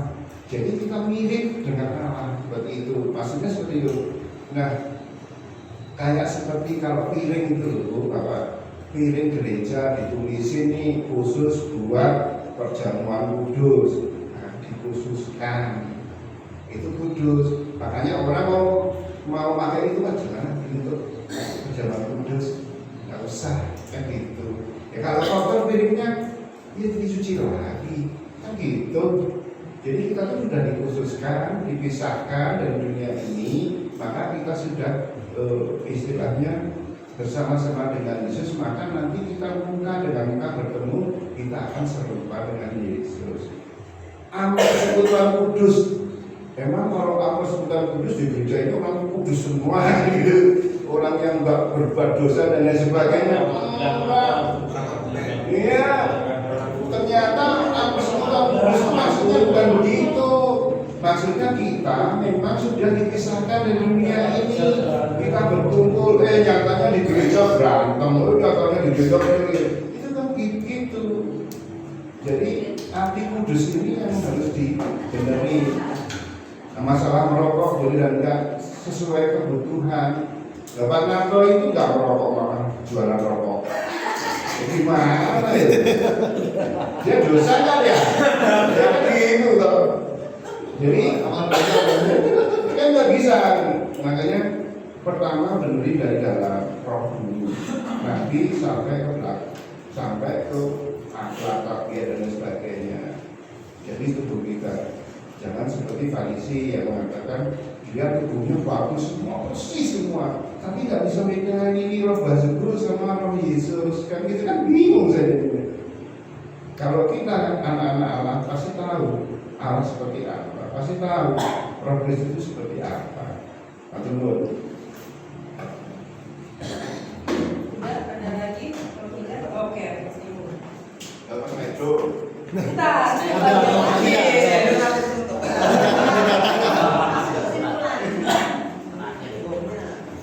ya, kalau ngomongin konteks di saya ini mungkin benar tadi Pak Abid bilang, kayaknya harus dibagi per sesi, Pak. Jadi ini sesi rokok, besok sesi apa? Bir gitu, Pak ya. Makan berapa, besok lagi makanan apa gitu. Karena memang kalau Pak Abid sudah menyinggung najis kan, karena kita makan sebenarnya kalau pemahaman kita sekarang gitu ya. Nah, kalau saya sih nanggapnya begini, kalau ngomongin rokok mungkin yaitu tergantung kita dan memandangnya dan bagaimana kita menyikapinya gitu Pak. Karena begini, kalau tadi Pak Anton menyinggung soal mungkin almarhum ayahnya yang perokok berat, bapak saya lebih perokok berat lagi Pak. Karena apa ya, ketika kita minta untuk berhenti merokok, kalau tadi almarhum Pak Aryono diminta hitung-hitungan, bapak saya justru berbalik. Kalau saya dipilih berhenti merokok, orang saya beli rokok aja sanggup kok, ngapain orang kaya untuk makan, ngapain saya berhenti merokok, begitu Pak. Jadi kalau dibalikkan bapak saya menabung istilahnya uang yang dibuat beli rokok untuk kita buat makan kalian, masuk di balik orang saya merokok atau enggak, kalian pemakan rokok gitu. Jadi apa ya, pemahamannya sudah nggak bisa kita nggak bisa kita ubah gitu. Kalau orang sudah dengan pemahaman sendiri bahwa merokok itu yaitu bagian dari hidupnya gitu. Dan kalau ngomongin merokok memang mungkin saya juga dengan saya bahwa kalau karena saya memang kalau Pak Abed tadi mungkin pengalaman juga merokok, saya pun mengalami Pak. Dan saya mencari tahu kenapa orang Kristen itu boleh merokok atau enggak itu justru ketika kuliah. Jadi saya tanya sama dosen saya sendiri karena memang sesi agama Kristen itu kita dipisah, jadi ada kuliah tersendiri di luar jam kampus gitu.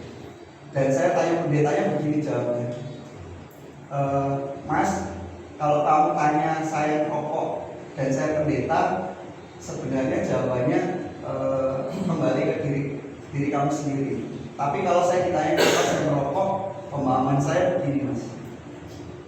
Dulu orang Israel itu setiap pagi membakar ukupan. Ya, saya mau ngomong ke arah itu. Ya, itu jawabannya saya temukan Pak. Belum sampai tadi. Setiap pagi itu membakar Jadi jahat. dan pemahaman saya ketika saya membakar rokok dan saya memang tubuh saya itu sama aja saya sedang menguduskan bait Allah. Itu jawabannya. Jadi dari dasar itu ya nggak menemukan jawaban juga gitu. Makanya kalau kita ngomongin orang rokok, orang Kristen boleh atau rokok atau enggak, ya itu kembali ke diri kita pribadi masing-masing menyikapinya bagaimana. Tapi kalau dilihat dari sisi kesehatan Pak, sebenarnya boleh atau enggak boleh sesuai takaran, sesuai dosis. Kalau orang ngomong orang kesehatan, karena begini, orang di luar sakit paru-parunya penuh dengan lendir, itu cara yang paling ampuh memang diuap. Diuap itu apa? Ya diasepi kan sebenarnya gitu. Cuman kan beda kandungan, beda ya asapnya lebih mahal gitu ya. Dan ngomongin juga merokok untuk kesehatan, ganja itu kan dilarang, tapi sebenarnya untuk kesehatan sebenarnya diperbolehkan, tapi memang di Indonesia belum. Kalau ngomongin memang rokok untuk kesehatan sebenarnya begitu. Jadi memang kalau ngomongin saraf tubuhmu rumah Allah memang agak luas. Jadi memang kita perlu sesi Pak, tapi jadi harus dibagi-bagi memang. Kalau memang nantinya kita mau memang benar-benar mau membahas soal ini lebih jauh gitu. Ya itu dari saya Mbak. Terima kasih. Oke, satu lagi Pak Heri.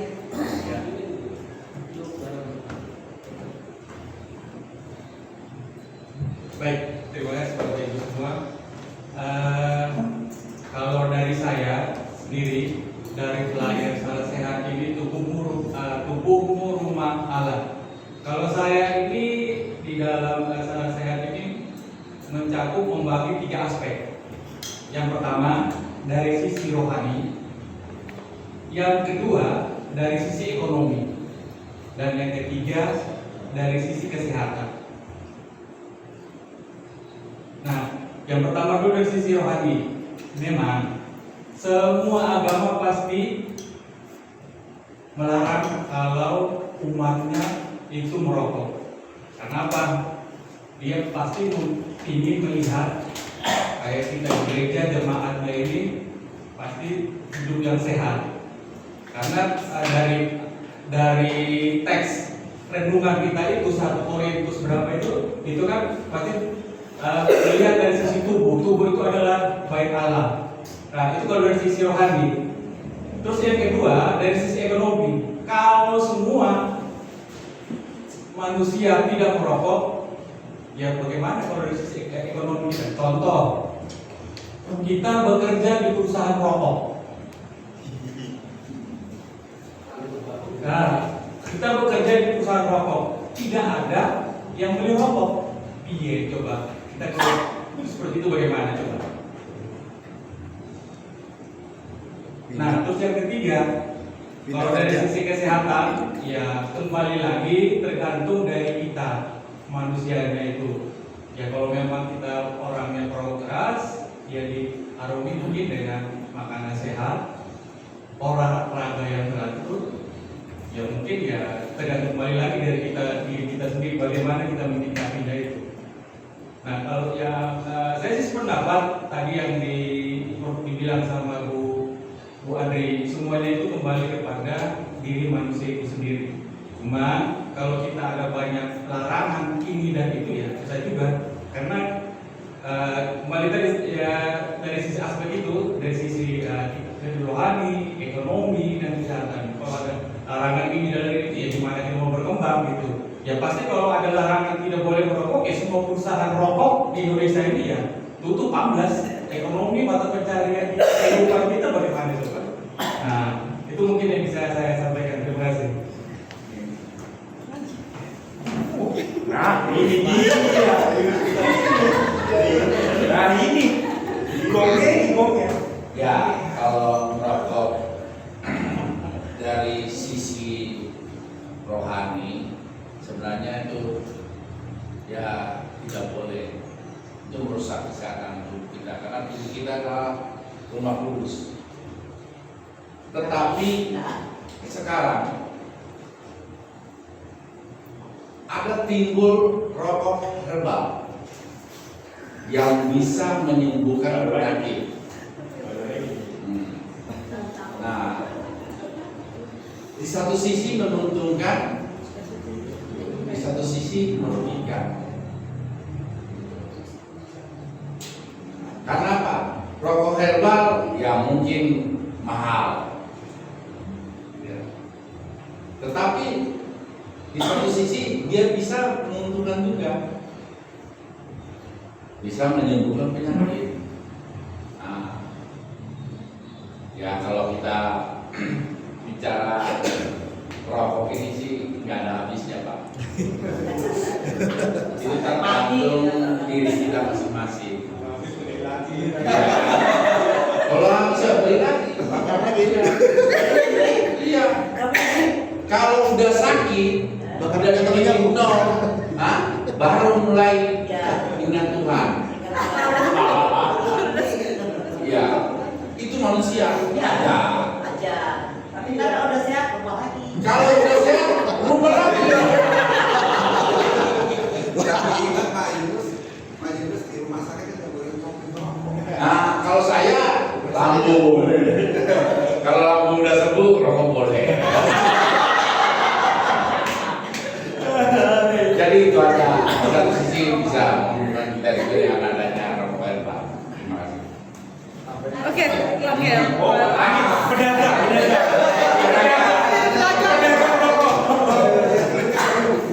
Nah, terima kasih. Itu saya nambahin dari yang lain. Saya memang tidak merokok.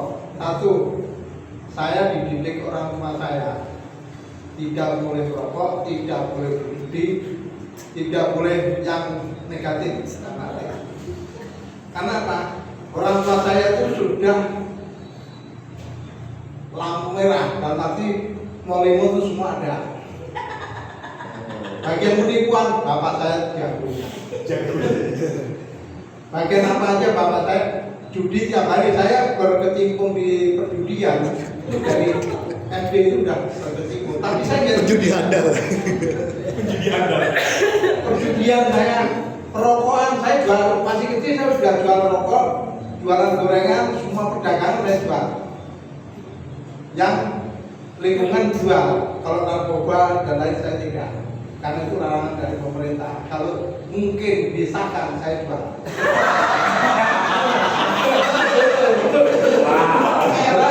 Saya satu yang penting menguntungkan buat saya, bukan berarti aku nyari untung, tidak. Saya sampai ngerokok nggak?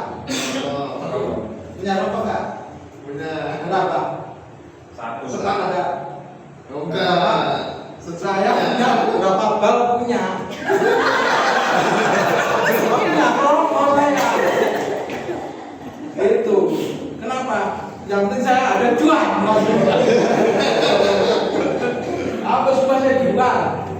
Pokoknya ada dulu pernah ada jual baju semua. Berarti dari sisi ekonomi kan? Saya ekonomi saya pakai, saya perdagangan saya pakai. Saya pernah belajar judi, bapak saya nggak ada di tempat perjudian, nggak pernah menang. Makanya saya nggak mau judi, makanya saya tahu. Untung saya kalah waktu itu. Kalau saya menang, mungkin saya Lanjut. Puji Tuhan, saya setiap bapak saya nggak ada, saya ikut judi kelotok itu di bawah pohon bambu. Nah, itu tiap hari nggak ada, gotangnya nggak ada. Kalau di situ jam pindahnya di rumah saya. Pokoknya nggak pernah ada. Hari ini pernah nggak ada. Hujan gede rumah saya itu kamar saya buat judi. Tapi menguntungkan yang punya rumah juga punya duit. Bikin kopi lah, gorengan lah, duit masuk. Kalau rumah saya itu nggak ada, ceritanya nggak ada judi semua. Tapi sejahtera. Hidup judi. Itu aja. Menang terus. Selesai. Belum. Oke, udah. Sampai satu Oh, lagi. Oke, Udah ya. Oke, masalah. Oke. Ya ini saya mohon maaf, saya menceritakan 1445 sebelum Masehi.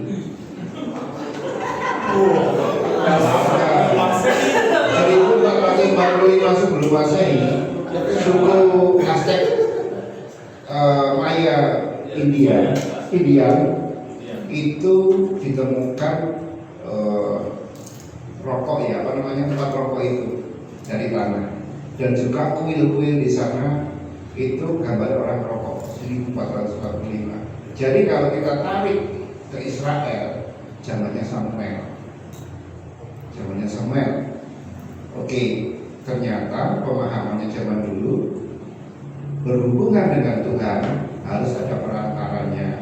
Jadi Allah ada jauh dari tubuh kita di sini namanya.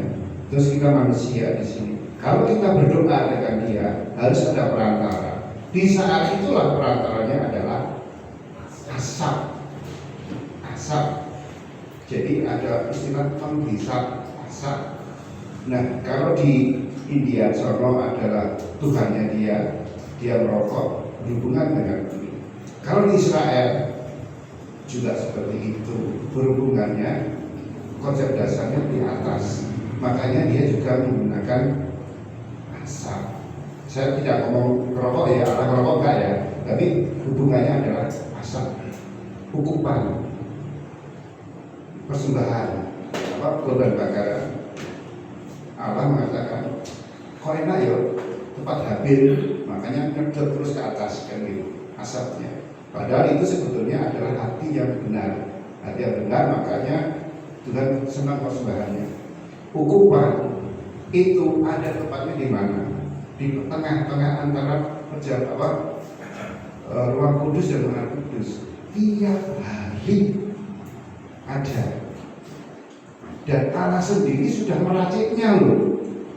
Apa nggak percaya nih? Harus di kitab Imamat itu ada yang namanya garam, ada yang namanya menyan, ada yang namanya kerang, kulit kerang dan sebagainya. Itu sudah dibentuk, dibakar sebagai kurban seperti itu. Jadi yang namanya asap itu sudah disukai sejak zaman dulu. Lah, kenapa kemarin video saya mengatakan tumbuhan diciptakan pada bulan hari keberapa? Ketiga, kan itu. Terus itu Allah mengatakan baik adanya. Nah, kalau kita langsung mengatakan nggak baik, karena tahu-tahu tembakau dibuat rokok, legitimasinya gimana? Kan gitu. Semuanya baik. Paulus berani mengatakan tumbuhan baik, nggak mungkin kan gitu. Nah, tahu-tahu gini, ternyata Bapak tahu Allah menciptakan tembakau itu dalam keadaan yang sangat-sangat nggak sampai pikiran kita. Tembakau bisa nggak tumbuh subur tanpa sinar matahari? Bisa? Tanpa sinar matahari, tembakau bisa subur nggak? Nggak mungkin kan? Tapi Allah menciptakan matahari pada hari keberapa? Ayo tanya, belum surat itu. Matahari diciptakan Allah pada hari keberapa? Hari keempat. Jadi tembakau diciptakan pada hari ketiga. Di saat itu tidak ada matahari. Apa tumbuh subur? Nah ya kan? Tumbuhan loh. Loh, Allah kan menciptakan tumbuhan, semua tumbuhan, termasuk tembakau, kan gitu kan? Ada ya nggak? Ini benar kan? Ini teknologi loh ini. Jadi Allah menciptakan tembakau, pohon tembakau itu dalam keadaan tidak ada matahari, tidak ada sinar matahari. Itu aja tumbuh subur. Makanya Allah mengatakan baik adanya. Nah yang itu tuh, lah kayak gitu tahu-tahu, apa merokok tembakau itu tidak baik. Lu mengatakan baik. Masa saya berani ngomong begitu manusia? Enggak berani. Nah itulah bapak-bapak ibu. Saya mencermati dengan hal yang sampai seperti itu. Lalu saya diciptakan Tuhan dengan susah payah mengatakan oh itu tak baik. Ya tergantung takarannya. Seperti itu. Benar nggak tembakau diciptakan pada hari ketiga? Tuhan, bukan tembakau tuh. Lah ya tembakau itu bukan. Itu buat ya. Soalnya tembakau emang udah diciptakan untuk rokok gitu loh. Soalnya di otak sudah di rokok. Saya kan mengatakan tembakau itu kan tumbuhan, benar nggak? Saya tembakau supaya jangan jadi rokok. Ya, para ilmuwan ya sekarang supaya jangan jadi rokok.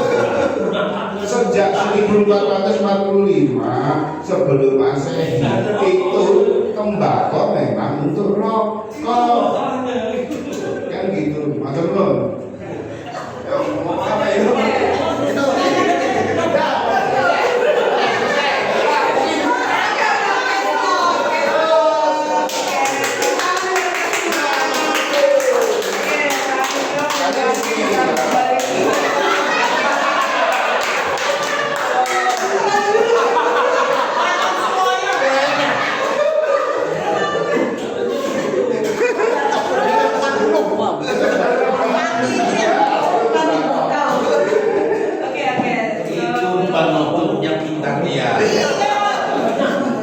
Oke, sebelum saya memanggil Pendeta Bidoni untuk memberi kesimpulan, saya ingin menanggapi tadi pernyataan Pak Abed ya Kak, yang Pak Abed bilang boleh nggak sholat Kristen itu merokok.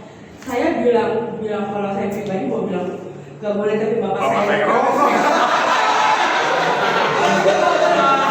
saya dari kakak saya merokok, jadi ya itu emang kata Bu Andri balik ke diri masing-masing dan kesaksian saya juga, saya akan memberi kesaksian kayak waktu itu saya ini pas banget nih ayat Alkitabnya itu juga jadi patokan pedoman saya, kayak saya pernah diajakin kayak merokok ke kakak saya, teman-teman saya, siapa bilang ayo Lata cobalah sedikit, kataku enggak lah, kan tubuh gue kan ini milik Tuhan, terus gue aja udah ngasih keputusan ke gue, masa gue mau rusak gitu kan.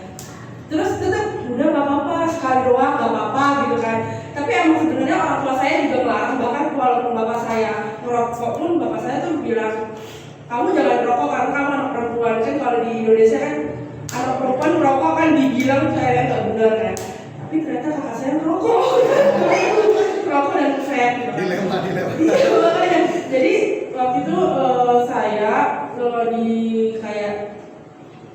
lagi kumpul, ada kakak saya, ada teman-teman saya, teman kerja saya, teman kantor saya yang lama, mereka semua pada minum, pada ngevape, pada bilang emang jujur saya emang gak suka minum, saya lebih suka teh botol daripada air, daripada anggur, daripada bir atau apapun itu. Mereka bilang ayo tas segelas. Saya bilang enggak gitu. Terus kakak saya bilang gini,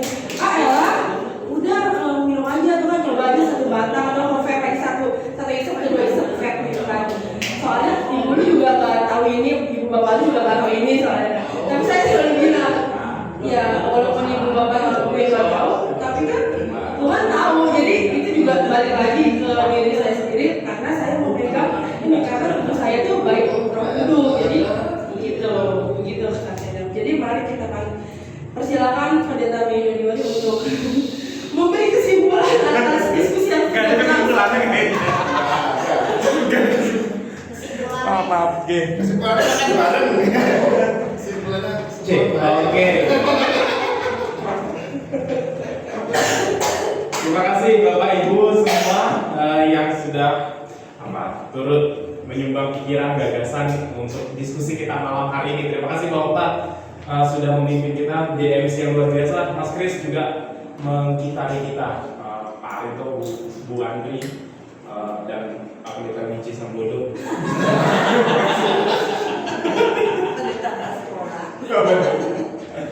Oke, Bapak Ibu, saya suka kalimat Pak Arito tadi. Pak Arito menyebutkan ketika diskusi tadi satu kata penting yaitu teladan bagi anaknya, Areta dan Ariel dalam hal ini ya. Maka izinkan saya mengutip itu sebagai seorang yang tidak merokok. Izinkan saya juga menjadi teladan buat Bapak Ibu di gereja ini, karena saya pendeta jemaatnya. Nah, kalau tadi pertanyaannya Mas Abed atau Pak Abed begitu ya, boleh nggak sih merokok atau enggak?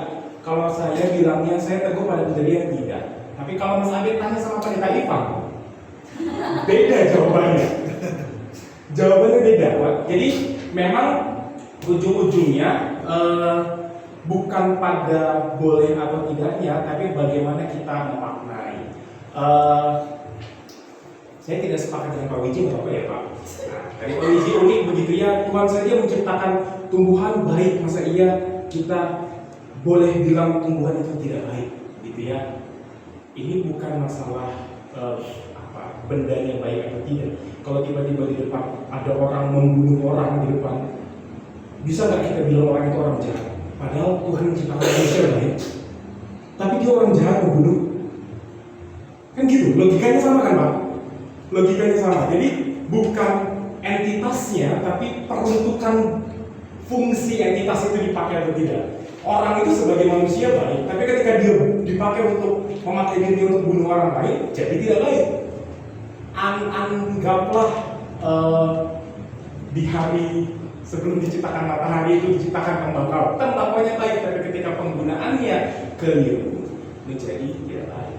Nah, tapi ini balik lagi, ini kan pro dan kontra. Nah, kalau di Protestan boleh atau tidak itu tergantung pendetanya jadinya. Pendetanya merokok atau tidak. Saya tidak merokok, jadi saya akan straight pada pemahaman merokok itu keliru, tidak pada tempatnya.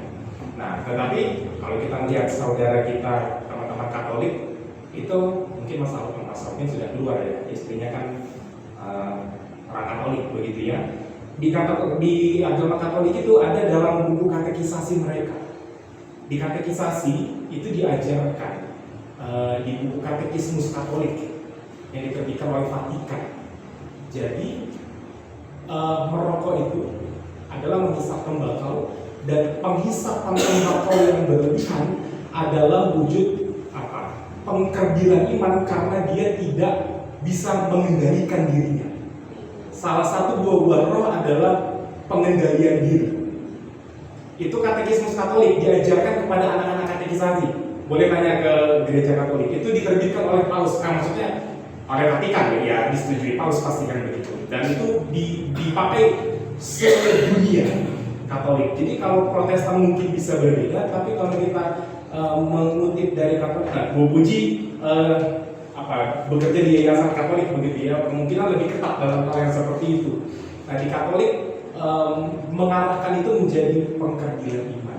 Saya tidak tahu, tapi sejauh yang saya kenal, romo atau pastor tidak ada yang merokok. Sejauh yang saya kenal, karena mereka katekisasinya pembelajarannya begitu.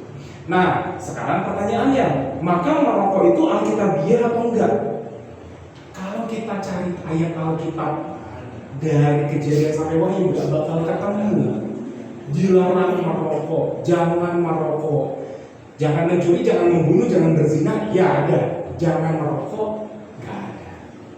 Karena kemungkinan besar di dalam penulisan Alkitab kita zaman sekitar Tuhan Yesus itu kemungkinan juga itu tidak menjadi kehidupan yang sehari-hari. Jadi tidak disentuh dalam Alkitab kita. Nah, saya kaget juga dengan penjelasan waktu Mas Timbul kuliah ya. Itu pendeta ya, Mas.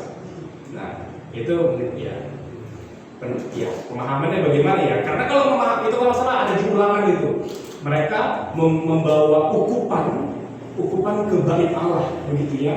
Nah, sebenarnya ukupan itu kan mari kita bayangkan secara sederhana kayak orang Hindu zaman sekarang. Bahwa ukupan ke wihara, kepura. Nah, jadi memang pemahaman manusia sedari lama asap itu kan selalu mengarahnya ke atas ya. Tadi Pak Wiji sudah mengatakan 14 abad sebelum Masehi begitu ya. Nah, kemudian ukupan juga dibawa oleh imam, tidak oleh sembarang orang. Oleh imam dibawa ke dalam bait Allah, tujuannya adalah untuk mengharumkan seisi ruangan. Zaman dulu belum ada stella begitu, pengharum ruangan belum ada. Jadi pakai ukupan bakaran supaya asap yang wangi itu memenuhi ruangan. Dalam pemahaman iman Timur Tengah kuno, pemahaman iman orang-orang Yahudi lama, ruangan yang wangi itu Allah senang. Makanya kalau dalam Mazmur sering dikatakan biarlah persembahan ini menjadi persembahan yang harum. Karena sesuatu yang harum menyenangkan hati Tuhan. Nah, rokok Marlboro-nya Pak Wiji juga harum, Pak.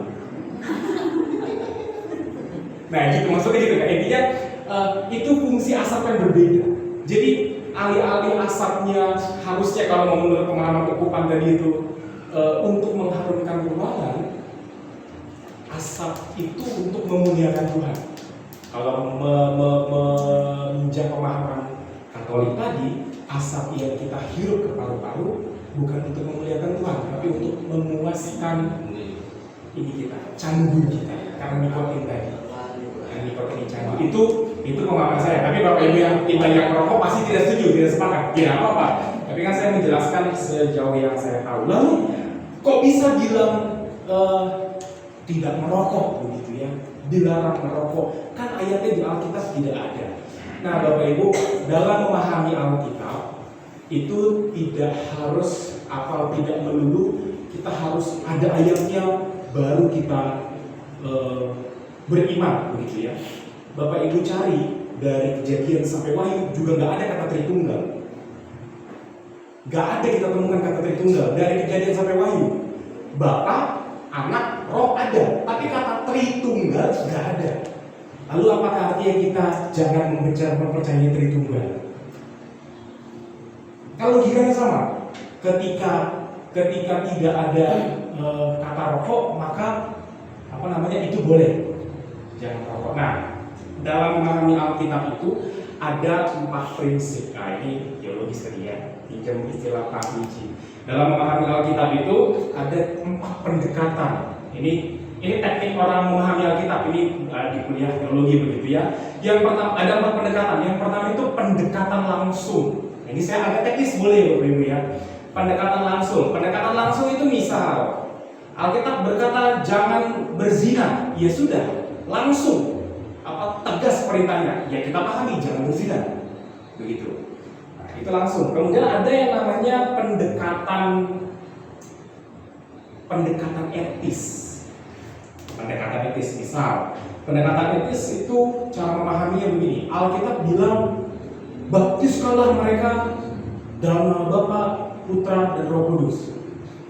Alkitab bilang begitu. Itu pendekatan, itu Alkitab bilang begitu. Tetapi apakah sekarang kalau kita lihat orang di depan, kita tarik, kita baptis di sini langsung tiba-tiba? Kan nggak mungkin. Untuk kita yang konteksnya orang Indonesia, nggak mungkin melakukan begitu. Maka memahami Alkitabnya harus dengan pendekatan etis. Nggak bisa dengan pendekatan langsung. Tadi kan pendekatan langsung tuh, kalau yang jangan berzina. Pendekatan langsung. Tapi kalau ayat Alkitabnya baptiskanlah mereka, nggak bisa kita pakai pendekatan langsung, pendekatan etis. Makanya cara misi orang Kristen bangun sekolah Kristen, bangun rumah sakit Kristen. Di situ kita memberikan cinta kasih Tuhan, menginjili dengan cara yang demikian. Bukan langsung kita tarik, kita baptis. Kalau zaman dulu, zaman Alkitab iya, dibaptis langsung di Sungai Yordan kan begitu. 5.000 orang langsung dibaptis di Alkitab dikatakan.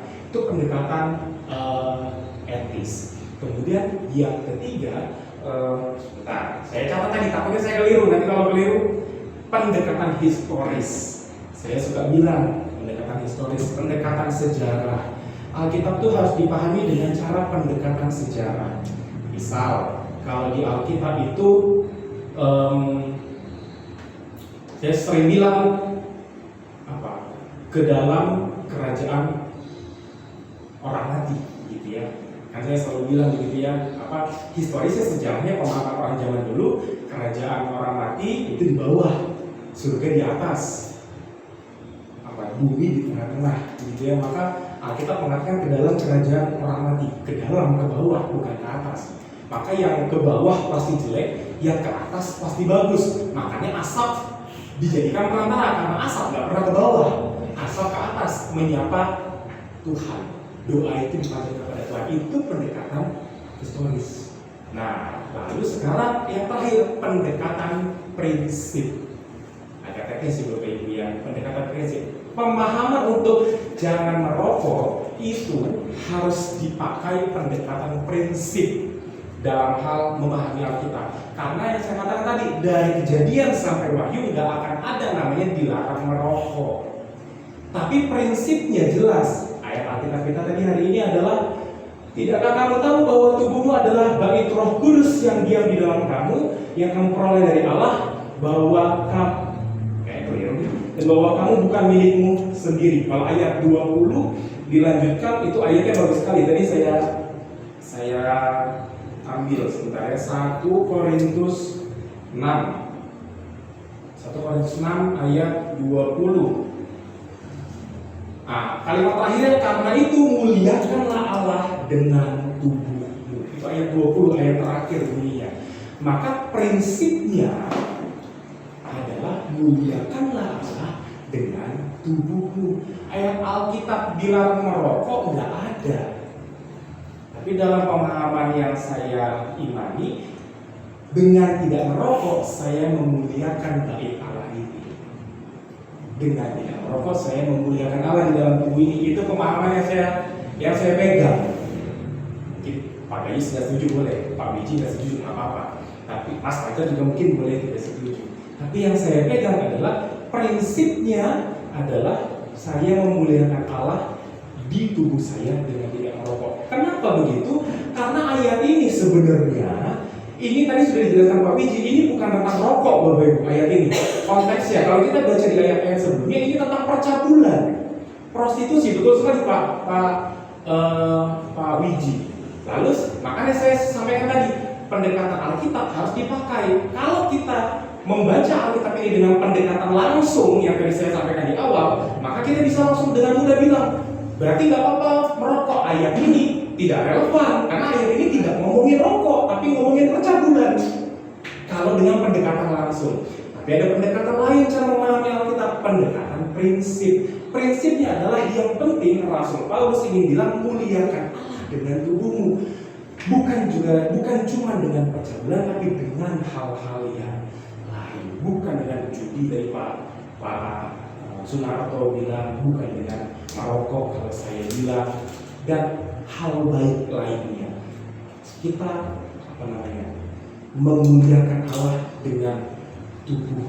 Karena Rasul Paulus di sini menggunakan kata bait Roh Kudus. Bait Roh Kudus itu pasti bait Allah kan ya. Bait Allah itu bangunan yang spesial Bapak Ibu. Bait Allah itu dulu namanya tabernakel. Bedanya apa sih? Tabernakel, bait Allah, bait suci, bait Salomo, apa bedanya? Jadi zaman dulu kan setelah keluar dari menuju ke Kanaan kan muter-muter dulu ya, bangsa Israel. Bangsa Israel muter-muter, mereka nggak punya tempat ibadah.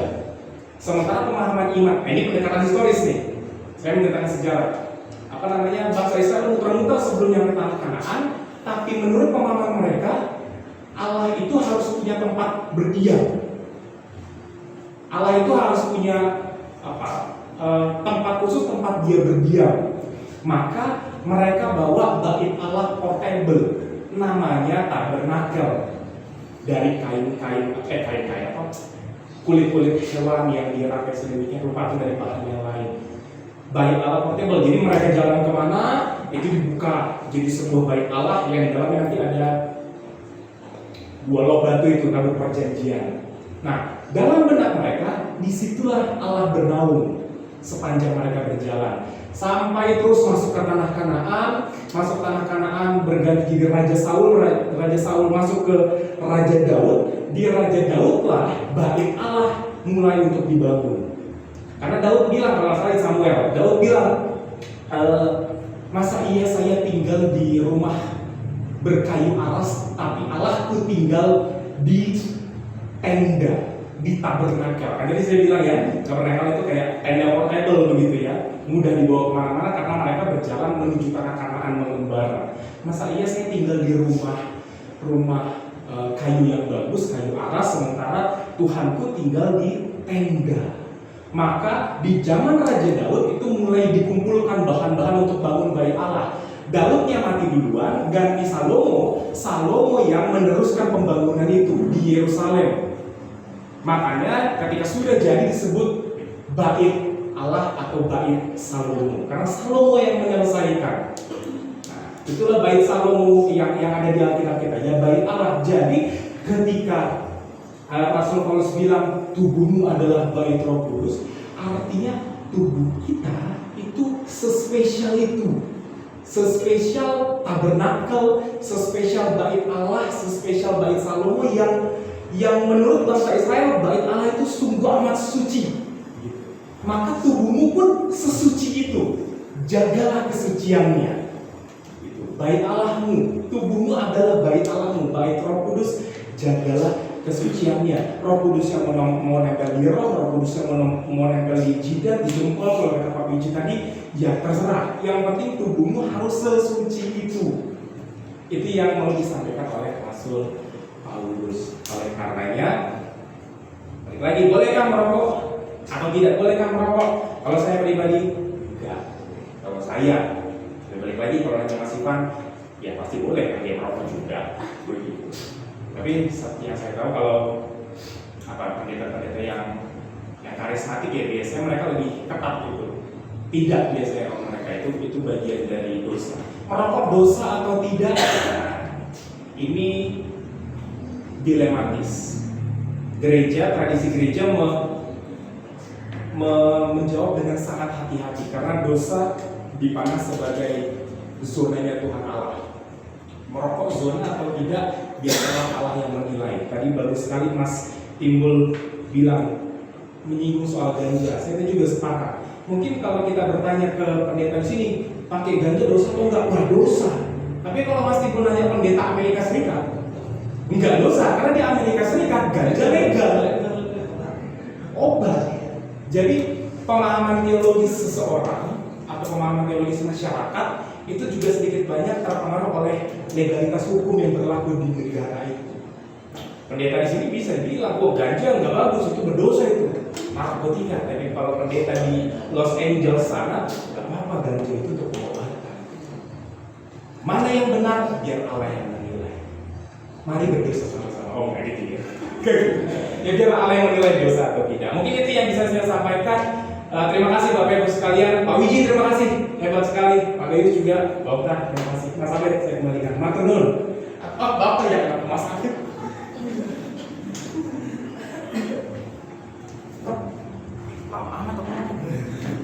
Oke, terima kasih Pak Pendeta atas masukan dan sarannya. Selanjutnya kita akan memberikan persembahan sebagai ungkapan syukur kepada Tuhan.